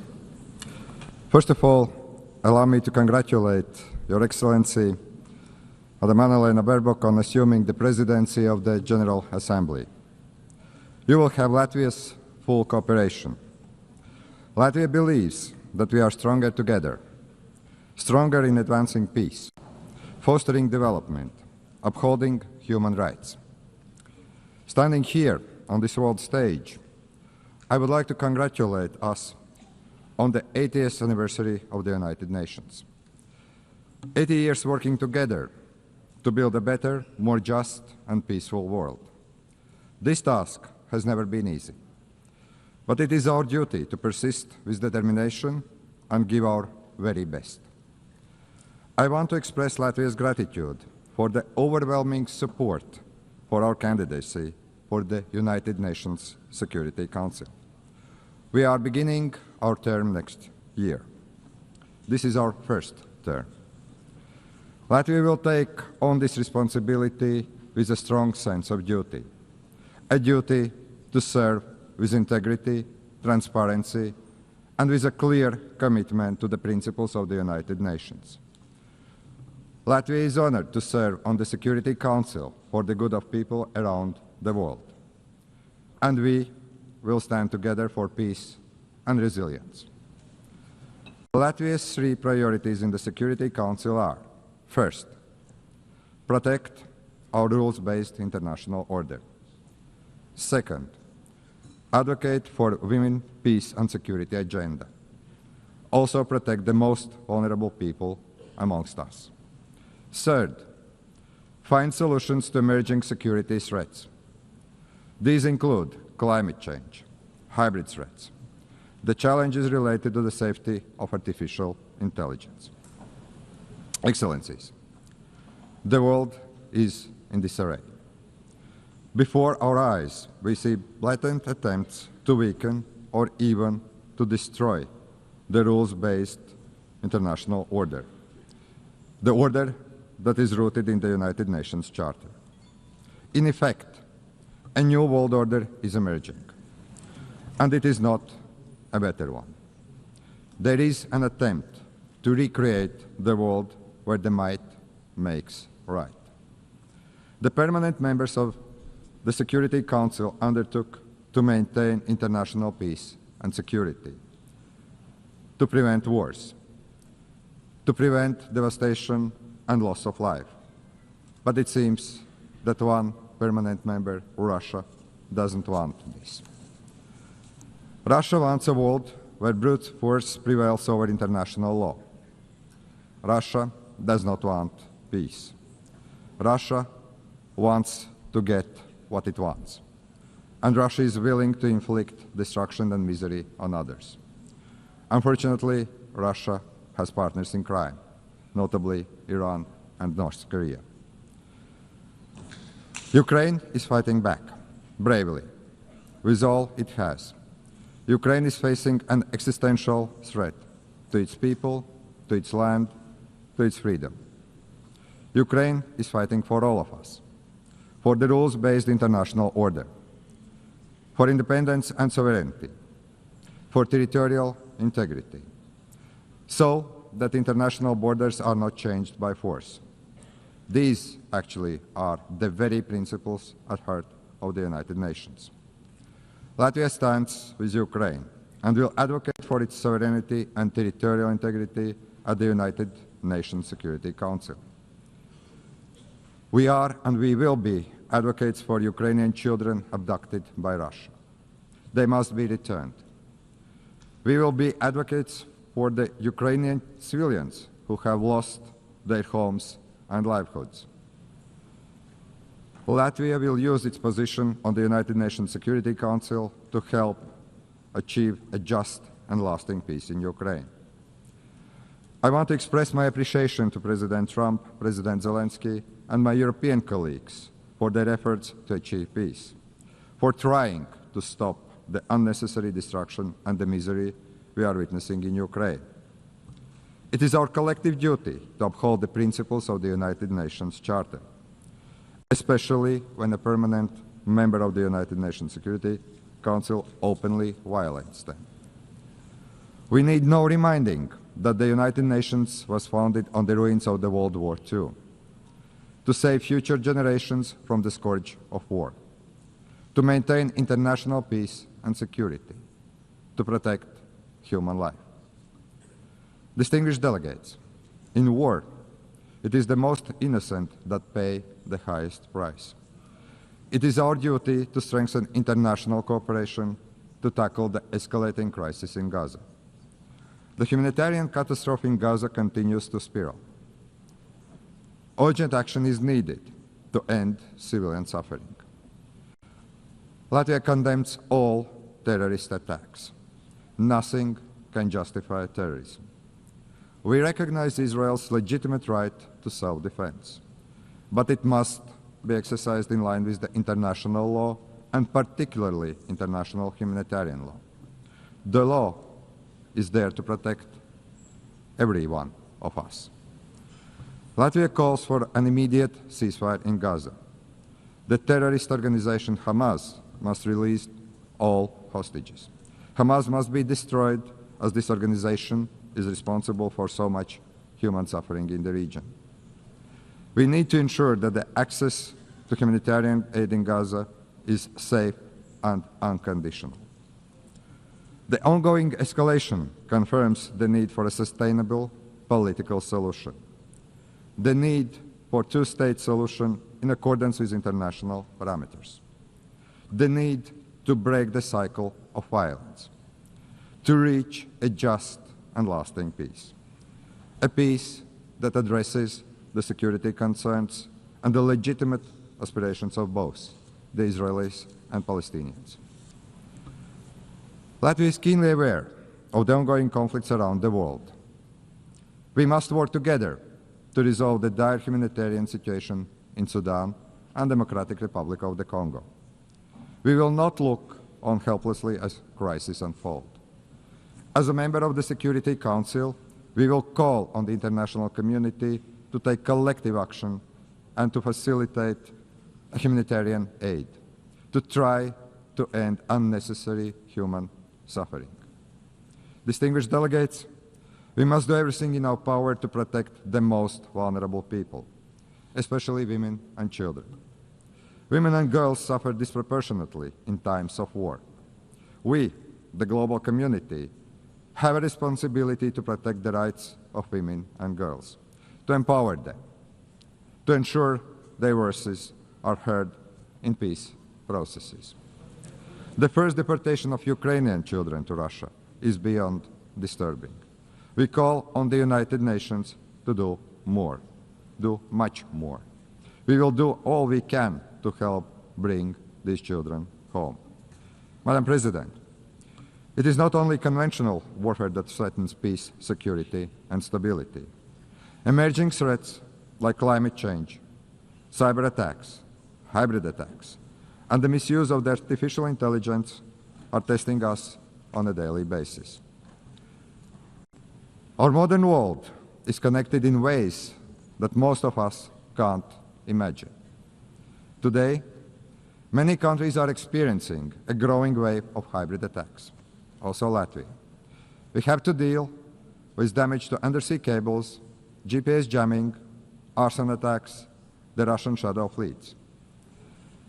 Russia continues and actually invests in new provocations, most recently recklessly violating the airspace of Poland and Estonia.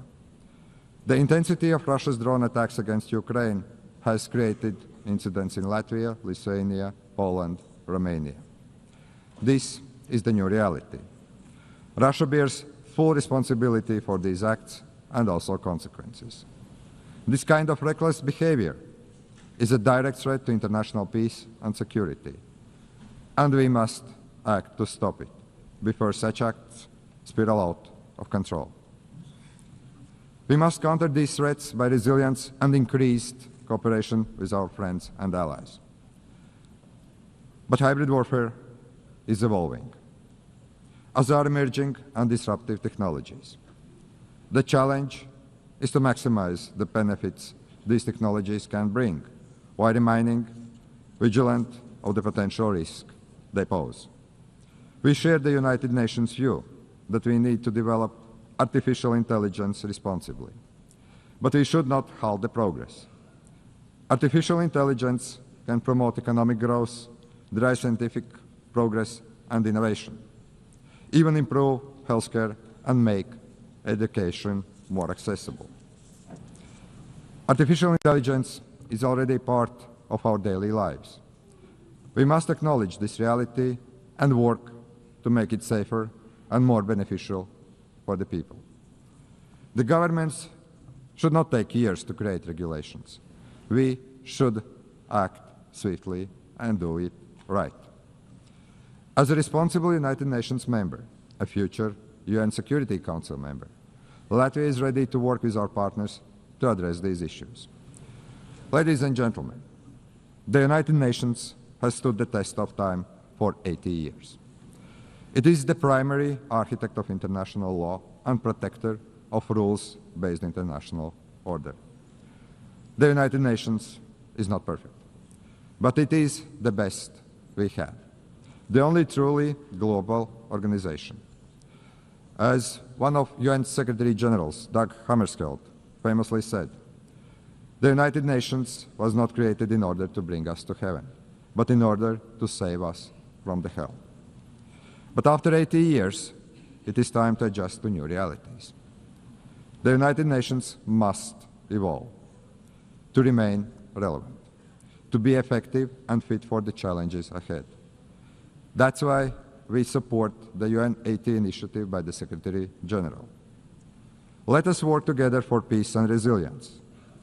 Let us protect the rules-based international order and the United Nations Charter, because we all are better together. Thank you very much. On behalf of the Assembly, I wish to thank the President of the Republic of Latvia. The Assembly will hear an address by His Excellency William Samoei Ruto, President of the Republic of Kenya and Commander-in-Chief of the Defense Forces. I request protocol to escort His Excellency and invite him to address the Assembly.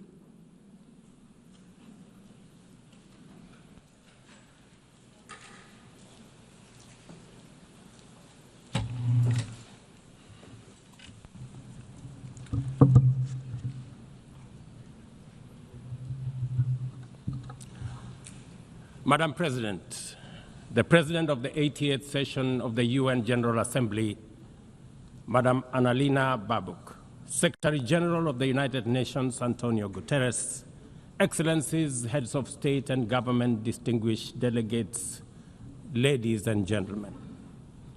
I congratulate you, Madam President, on your election to preside over the 80th session of the UN General Assembly. Madam President, you can count on Kenya's full support throughout your tenure as you steer the Assembly into the future.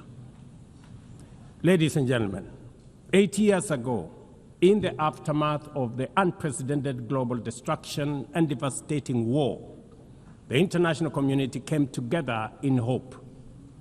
They created this organization, the United Nations, as a shield against the horrors of war, as a platform for dialogue, and as a bridge to a better, fairer, more secure global community. What is often forgotten or not mentioned today is that the United Nations grew out of the failure of the League of Nations that existed between 1919 and 1945. The League of Nations did not collapse for lack of good intentions or noble objectives. Formed at the end of the First World War and as part of the Treaty of Versailles, it was humanity's first attempt to build a permanent international organization to stop aggression and war and bring nations together. Its ambitions were to achieve collective global security, disarmament, peaceful dispute resolution, and cooperation on humanitarian and social issues. Despite these ideals, the League of Nations failed. The United States never joined, other great powers came and went, and without enforcement authority, its condemnation carried little weight. When Japan invaded Manchuria, when Italy marched into Ethiopia, and when Hitler openly defied its rules, the League stood by, helpless and powerless. By the late 1930s, its credibility had collapsed, and with the outbreak of the World War II, it was rendered irrelevant. Madam President, this history is both a lesson and a warning. Institutions rarely fail because they lack vision or ideals. More often, they drift into irrelevance when they do not adapt, when they hesitate to act, and when they lose legitimacy. To remain relevant, institutions must be reimagined, must be reformed, renewed, and aligned with emerging realities. 8 decades ago, the founders of the UN sought to correct the failures of the League of Nations by creating a stronger, more inclusive organization anchored in the principles of, and I quote, "We the people of the United Nations, determined to save succeeding generations from the scourge of war," end of quote. Today, we are gathered for the UN at 80. The question is unavoidable. Is the United Nations relevant to the demands of our time? Can it continue to serve humanity in the face of current realities? Or has it become a relic of a bygone era? Madam President, Excellencies, we meet against a grim global backdrop. Conflict rages in Eastern Europe, the Middle East, the Sahel, the Horn of Africa, and beyond. Climate disasters grow fiercer by the day. Inequality deepens, pandemics loom, and technological disruptions outpaces governance. Instead of trust, mistrust is spreading. Instead of solidarity, fragmentation is taking root. In place of hope, anxiety fills our global community. We are living, to borrow from the words of the founders of this institution, not in larger freedom, but in growing uncertainty. At this moment of turbulence, when we most need a strong United Nations, the organization faces its deepest crisis in credibility and capacity. Funding cuts have paralyzed its operations. Bureaucracy has slowed its response. The Security Council remains frozen in the post-war structures of 1945, unable to act inclusively, with fairness, and with speed. Ladies and gentlemen, I can, however, state with absolute conviction that the United Nations has been one of humanity's greatest achievements.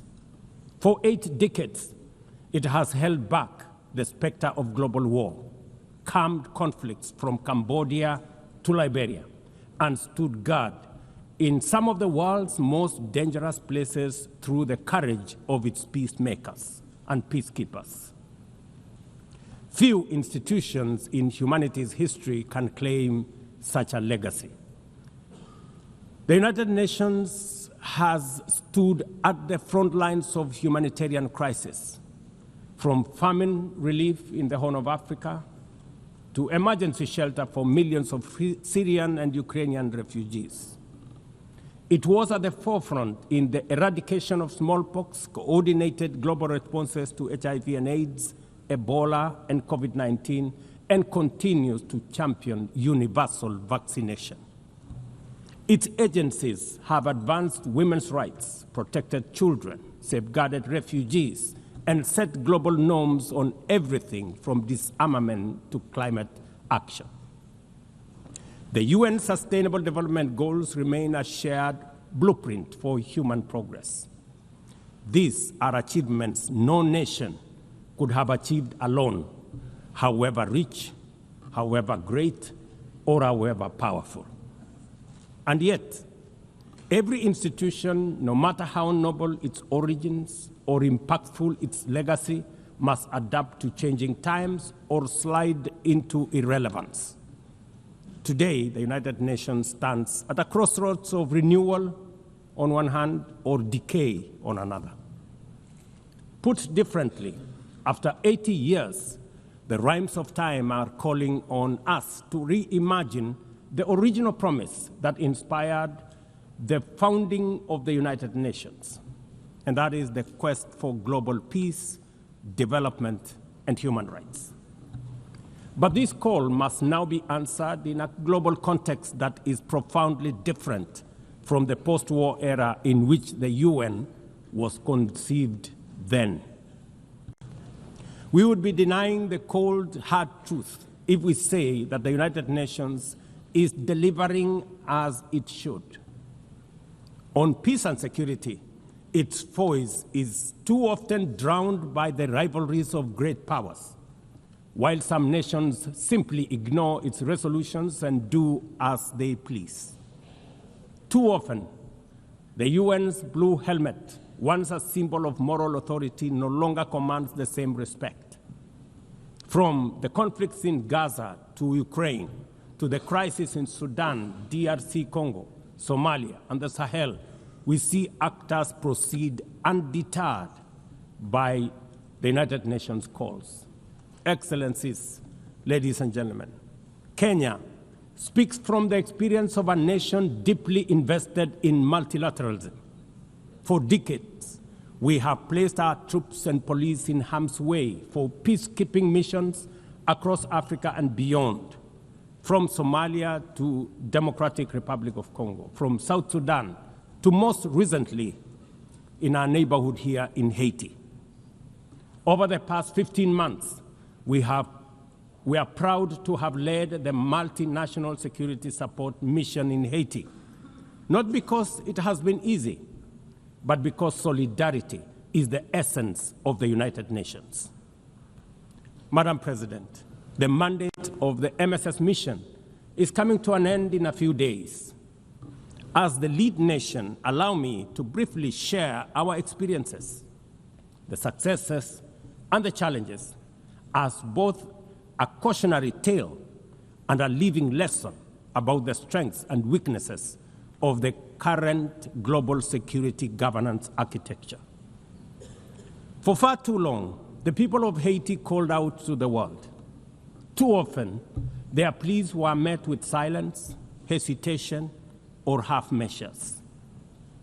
Haiti became a tragic reminder of what happens when the international community looks away, prevaricates, or offers half-hearted support. When Kenya responded to the quest for the Haitian authorities, it was in the belief that we were joining a genuinely multinational effort.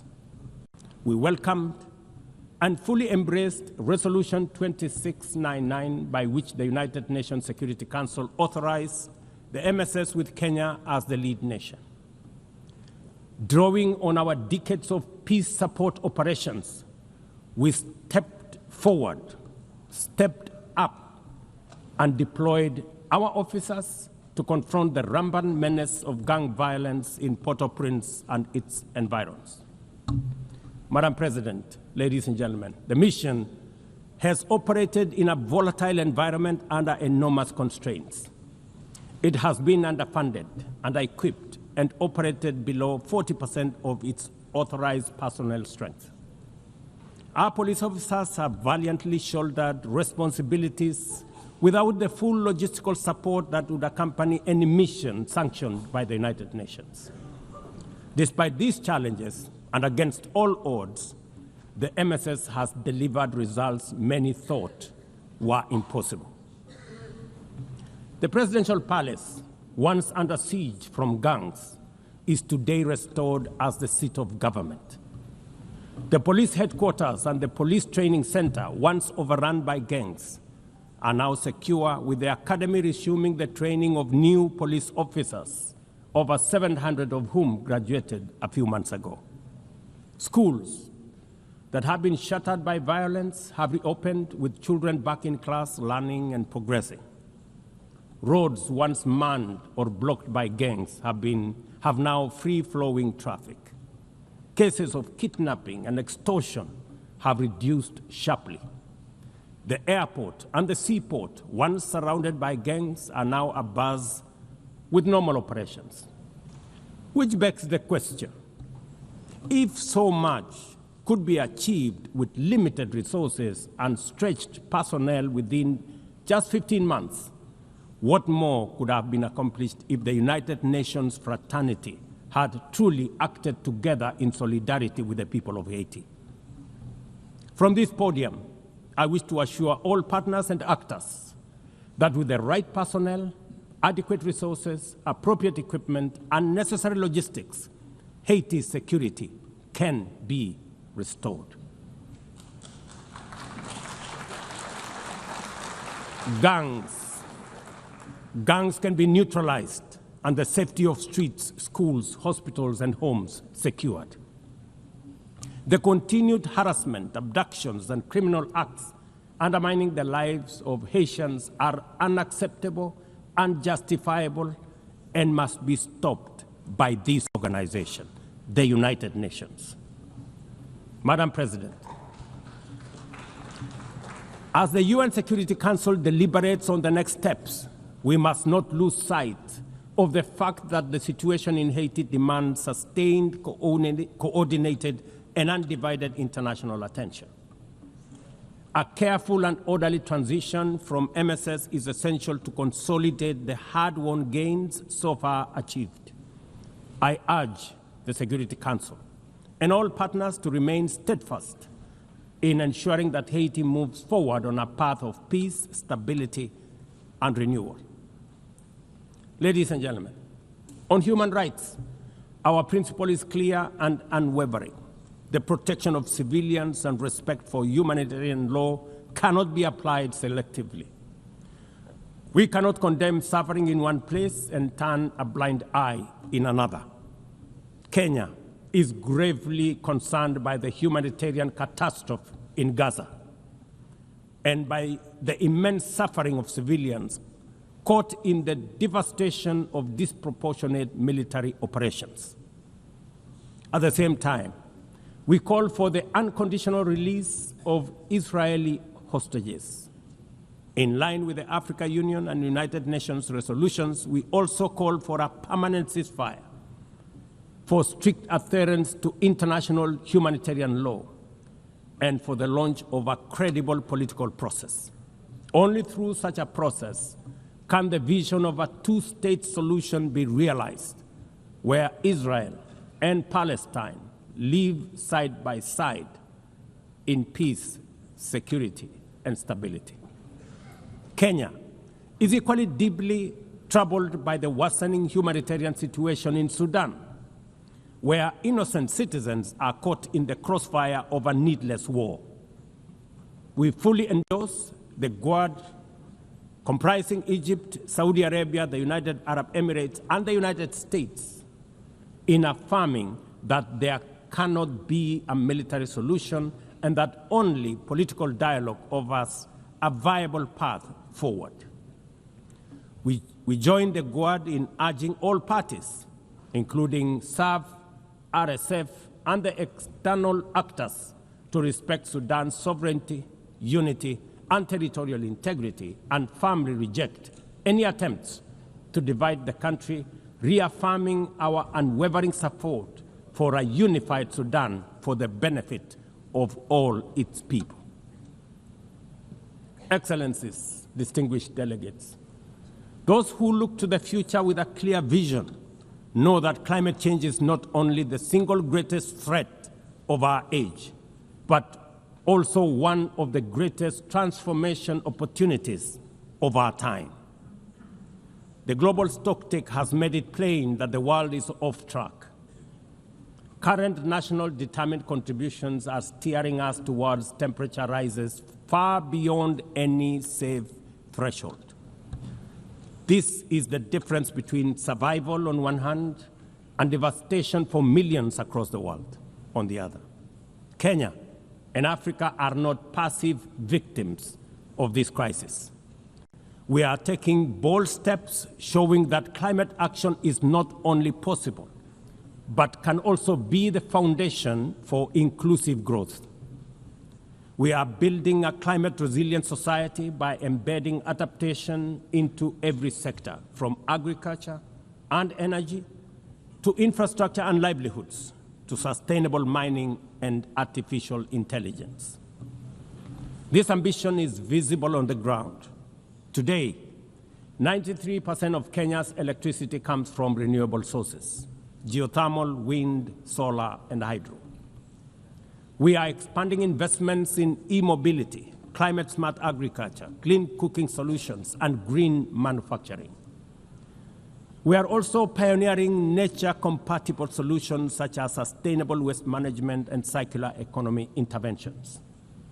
Africa, too, is uniting its voice. In 2023, in Nairobi, we hosted the inaugural Africa Climate Summit, where the continent adopted the Nairobi Declaration on Climate Action and Call to Action. Just 2 weeks ago, in Addis Ababa, Africa came together once more at the second Africa Climate Summit to reaffirm our commitment and strengthen our ambition for climate-positive growth. We declared Africa not just as a victim of the crisis, but as a source of solutions, with climate action driving economic growth, transformation, and job creation for our communities. Ambition, ladies and gentlemen, cannot stand on willpower alone. Implementing our new NDCs will require $56 billion. That is why we call on the global community to unlock the $300 billion agreed at Baku, and to accelerate negotiations towards the new $1.3 trillion goal under the Baku-Belém roadmap. Without affordable finance and without reform of the international financial architecture, the promise of climate action in Africa will remain constrained. Madam President, in the aftermath of World War II, the Bretton Woods institutions were created to stabilize the global economy and rebuild war-torn Europe. At that time, their design reflected the power and interest of the victorious nations, who were also their primary shareholders and beneficiaries. The IMF was tasked with upholding the gold standard exchange rate system, while the World Bank was established to finance Europe's reconstruction. Both have since evolved into development finance institutions, but their structures, decision-making, and governance remains dominated by wealthy nations. Today, the global context is vastly different. The global standard collapsed 5 decades ago, and Europe has long since been rebuilt. Yet, the governance of these institutions has not kept pace with needs of a multipolar world, especially the needs of poor and developing nations. The mismatch between shareholders and stakeholders has become starkly visible. For instance, during the IMF's recent allocation of special drawing rights, 64% went to wealthy nations. Just imagine, 64%. With little need for liquidity support. They didn't need the money anyway, but they got 64%. While the poorer countries received just 2.4%. What a disconnect. The imbalance highlights how the very institutions meant to safeguard global finance stability often perpetuate inequality and instability. I have argued, and I say it again, that the current global financial architecture punishes poor countries with high interest rates and enormous conditionalities, while rewarding rich nations with lower interest rates and softer lending rates. Its rules, priorities, and allocation mechanisms consistently favor those already prosperous, while trapping vulnerable economies in cycles of debt, high borrowing costs, and inadequate access to emergency support and concessional funding. It is imperative to transform these institutions into genuinely independent, apolitical global bodies that their operations are aligned with their global mandate. Such a shift would democratize decision-making, restore credibility, and allow the IMF and the World Bank to serve all countries fairly rather than reinforcing old hierarchies. But Africa is not merely waiting for external prescriptions. We are taking bold and deliberate steps to strengthen our financial independence, safeguard our stability, and accelerate our development. Kenya, for instance, fully endorses the establishment of the Alliance of African Multilateral Financial Institutions, launched with the Africa Union in February 2024. This alliance brings together our homegrown banks, Afrexim Bank, the Africa Finance Corporation, the Trade and Development Bank, Shelter Africa Re, Africa Development Bank, Africa Trade and Investment Development Insurance, and ZEPRI, institutions that embody Africa's determination to mobilize resources, finance trade, and build resilience on our own terms. At the same time, the Africa Union is championing 3 transformative institutions: the Africa Central Bank, which will issue a single currency and free our trade from dependence on foreign money; the Africa Monetary Fund, positioned to stabilize our economies and give us true financial sovereignty; and the Africa Investment Bank, designed to mobilize resources for infrastructure, industrialization, and integration that Africa needs to rise. And to complete this vision, The Africa Credit Rating Agency, one that understands our realities, values our uniqueness, and tells our story with fairness and truth, has already been established. Excellencies, as we mark the 80th anniversary of the United Nations, Africa also marks 20 years since the Ezulwini Consensus and the Sirte Declaration, the two historic milestones that establishes the common African position on UN Security Council reforms. For 2 decades, Africa has spoken in one voice, demanding justice, equity, and representation in the highest organ of global governance. This demand, however, continues to be ignored, deferred, or endlessly debated to the detriment of both Africa and the legitimacy of the United Nations itself. You cannot claim to be the United Nations while disregarding the voice of 54 nations. It is not possible. Africa is no longer willing to wait on the margins of global governance while decisions about peace, security, and development are made without our understanding, without our perspectives, and without our voice. Africa's exclusion is not only unacceptable, unfair, and grossly unjust, it also undermines the very credibility of the United Nations, this organization. Africa dominates most of the Security Council agenda, provides some of the largest contingents of UN peacekeeping forces, and bears the heaviest costs of instability. Yet we remain the only continent without a permanent seat at the main table where decisions about our destiny are made. Africa deserves, ladies and gentlemen, at the very least, 2 permanent seats with full rights, including the right to veto, and 2 additional non-permanent seats on the United Nations Security Council. The world must understand that reforming the Security Council is not a favor to Africa or to anybody. It is a necessity for the United Nations' own survival. If the United Nations is to remain relevant in this century, it must reflect today's realities, not the post-war power arrangements of 1945. Madam President, despite the stated and evident weaknesses of the United Nations, it still remains humanity's best chance at global solidarity. No other institution has the universal legitimacy or convening power of the UN.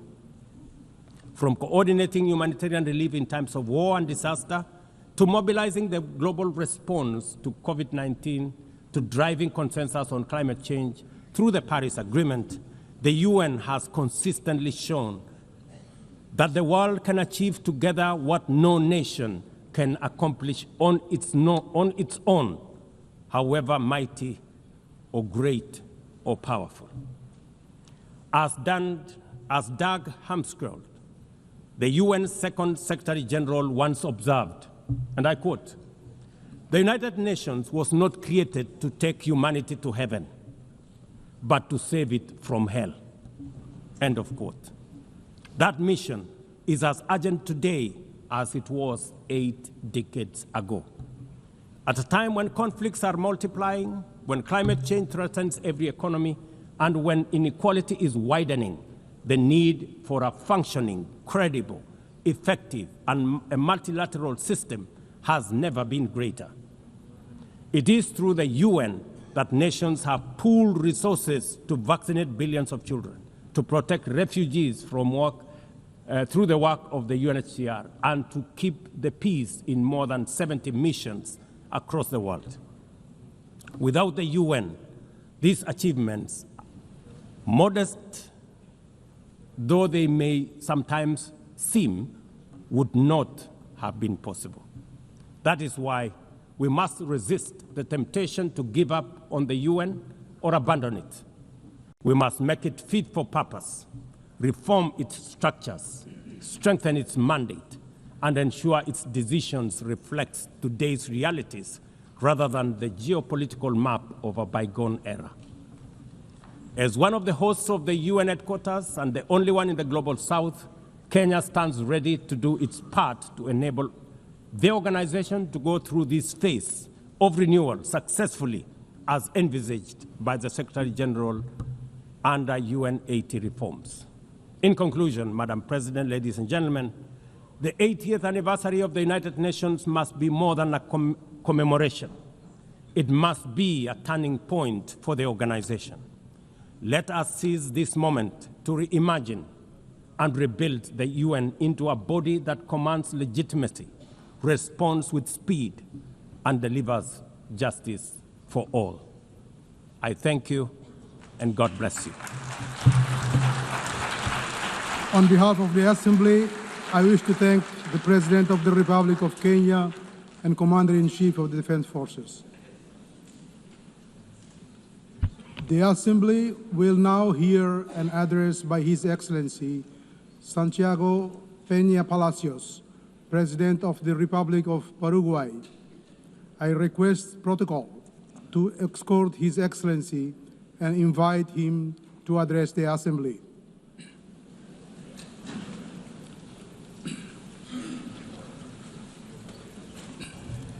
Señora Presidenta de la Asamblea Madam General, President of the General Assembly, distinguidos jefes de Estado y de distinguished Gobierno, heads of state and estimados government, ministros de Relaciones Exteriores, distinguished damas y ministers caballeros. of foreign affairs, ladies and Esta es gentlemen. mi tercera This intervención is en la my Asamblea third General address de las to Naciones the Unidas. United Nations General Assembly. Es sin duda un It enorme is without privilegio y doubt an honor immense representar al privilege and an Paraguay honor to en represent este magno foro. Paraguay in this Un país que magnificent quizás forum, geográficamente a parece country which pequeño, may look small pero on es the un map, gigante en but su espíritu is a y sus giant in potencialidades. its spirit and potential. Por ello, al volar hasta Nueva York desde lejos, As I flew pensé into en New empezar York este from afar, discurso I was thinking expresando that I la might alegría que begin my siento por speech by tener la sharing the oportunidad joy that de I feel at contarles having las the grandes opportunity cosas que to esperan tell al you about Paraguay. the great things that lie Sin ahead embargo, for Paraguay. los sucesos However, the acaecidos events en los of últimos recent meses y days días hacen and que esto months sea make simplemente this simply imposible. impossible.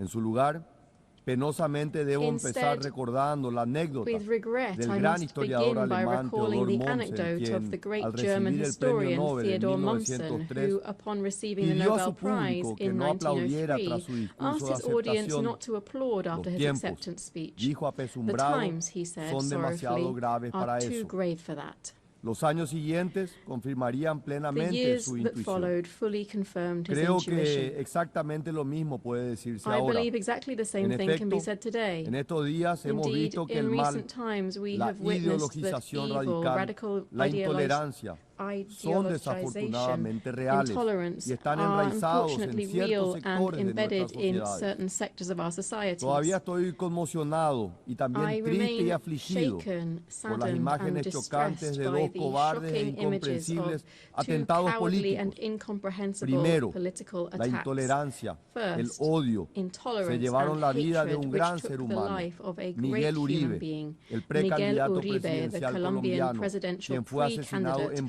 was público durante assassinated in un public recorrido en while una plaza. touring a square, Los fantasmas de on la a national violencia tour. que Ghosts pensábamos era of cosa del violence, which we pasado para thought were a nuestros thing of hermanos the de Colombia. past for our Segundo, Colombian brothers and vimos que un sisters. joven soñador, Charlie Second, Kirk, we saw a era young dreamer, miserablemente Charlie arrebatado Kirk, de who su was esposa miserably y dos torn hijos from his por wife un and two único pecado: children for one sole defender sin, sus convicciones defending y his los valores con convictions and gran values elocuencia with y coraje. eloquence and courage.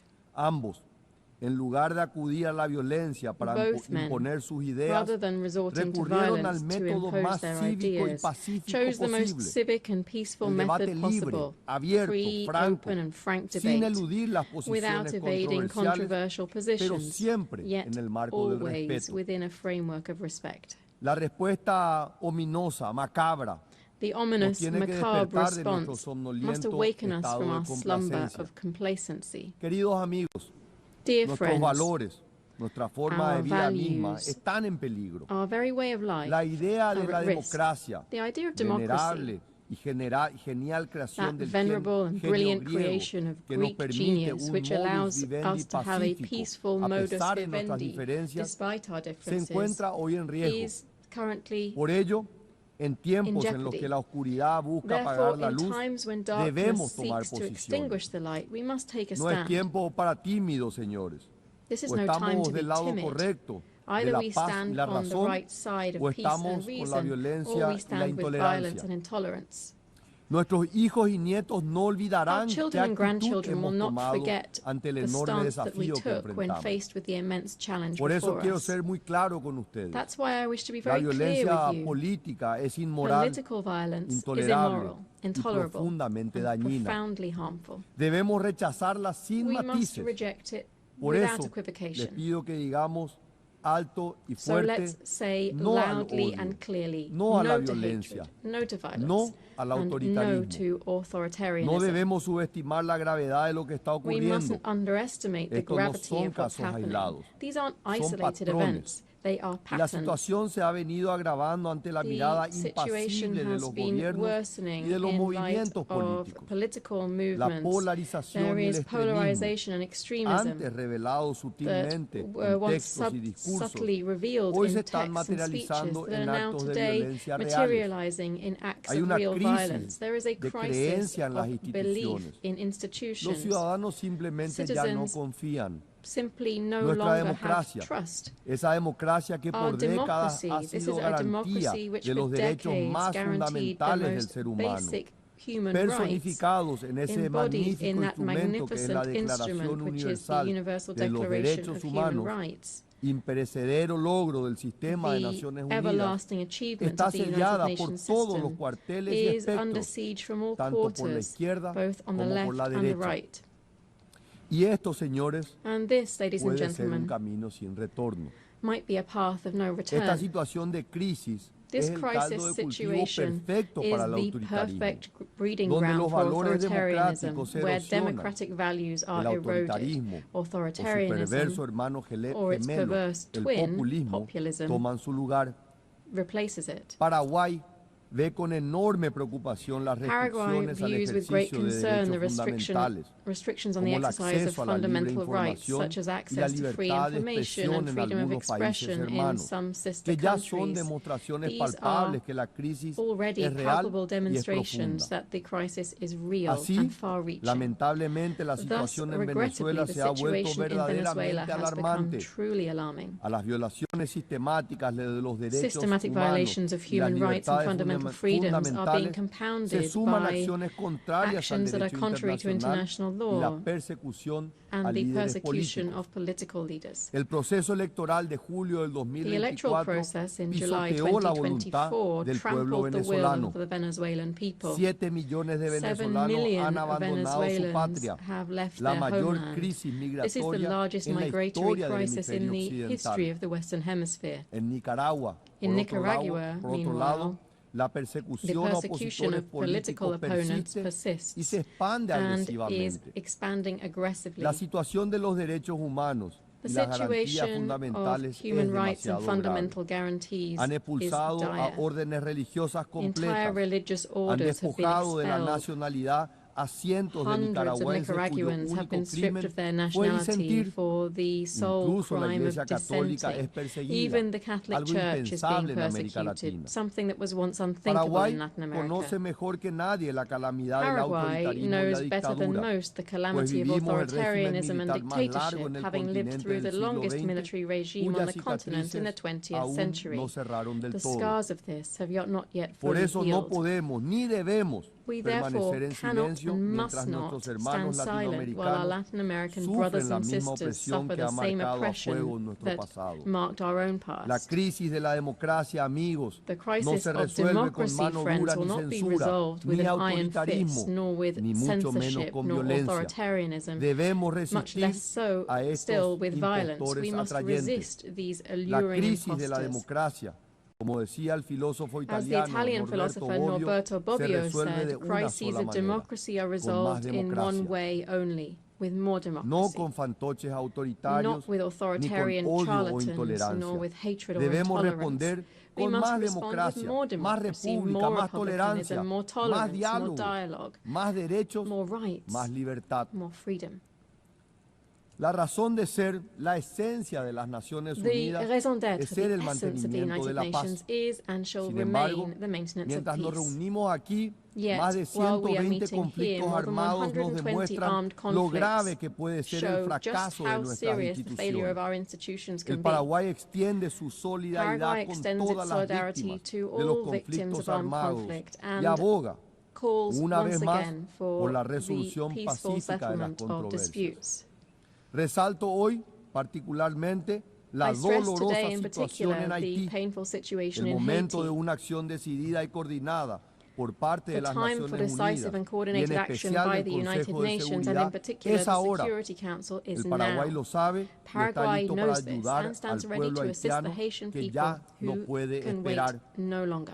Por otro lado, quiero poner de relieve una situación que va más allá de los conflictos armados, pero que reviste la misma gravedad. Enfrentamos una crisis silenciosa pero devastadora, el colapso de las cadenas de suministro globales. La pandemia nos mostró cuán frágiles eran. La guerra en Ucrania las tensó aún más. Y ahora, la fragmentación geopolítica amenaza con romperlas definitivamente. El mundo necesita urgentemente cadenas de suministro más confiables, más diversificadas, más resilientes. No podemos seguir dependiendo de sistemas que colocan la eficiencia por encima de la seguridad, el costo por encima de la confiabilidad. Quiero ser claro, no todas las asociaciones comerciales son iguales. Debemos ser cuidadosos con modelos económicos engañosos que vienen acompañados de autoritarismo político, vigilancia masiva y erosión de libertades fundamentales. Cuando aceptamos inversiones que comprometen nuestra soberanía, cuando permitimos que nuestra infraestructura crítica dependa de regímenes autoritarios, estamos simplemente hipotecando no solo nuestra economía, sino nuestra democracia. Por eso, abogamos por una integración más profunda entre nuestros países, basada no solo en el comercio, sino en valores compartidos. El Estado de Derecho, las libertades individuales, una economía de mercado libre, la defensa de la familia tradicional y el derecho a la vida desde la concepción del ser humano. Por eso, la política exterior del Paraguay no se basa en puros intereses económicos, sino en esos valores y principios compartidos. Por estas razones, el Paraguay no puede ni debe esquivar las realidades que desafían la paz mundial. La prudencia diplomática no puede convertirse en complicidad silenciosa. Es precisamente en estos momentos cuando los principios que nos definen como nación democrática deben traducirse en posiciones claras e inequívocas con sus amigos y aliados. Paraguay reafirma aquí su posición sin ambigüedades. Israel tiene el derecho legítimo a defenderse. Los ataques terroristas del 7 de octubre del 2023 contra civiles israelíes fueron actos de barbarie grotescos que ninguna causa puede justificar. Rechazamos cualquier intento de equiparar cegadamente la responsabilidad entre las autoridades democráticamente elegidas de Israel y los líderes del grupo terrorista Hamas. El antisemitismo, señores, como los hechos diarios lo demuestran, no es un accidente del siglo XX. Está vivo y está fuerte. Forma parte de ese ciclo de violencia irracional y de odio del que hablaba al inicio de mis palabras. Debo confesar aquí que nunca he entendido cómo tanta gente ha adoptado esta horrible visión del mundo, dado que el pueblo judío ha dado tanto material, cultural y espiritualmente al mundo. Y sin embargo, lamentablemente esa perversión sigue entre nosotros. La única respuesta es estar alertos. No al odio. Shoah nunca más. Es por eso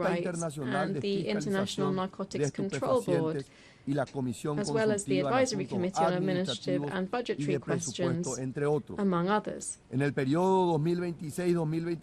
the term 2026 to 2027, we aspire to the presidency of the Bureau of the Sixth Committee of the General Assembly, and we shall take up membership in the PDC.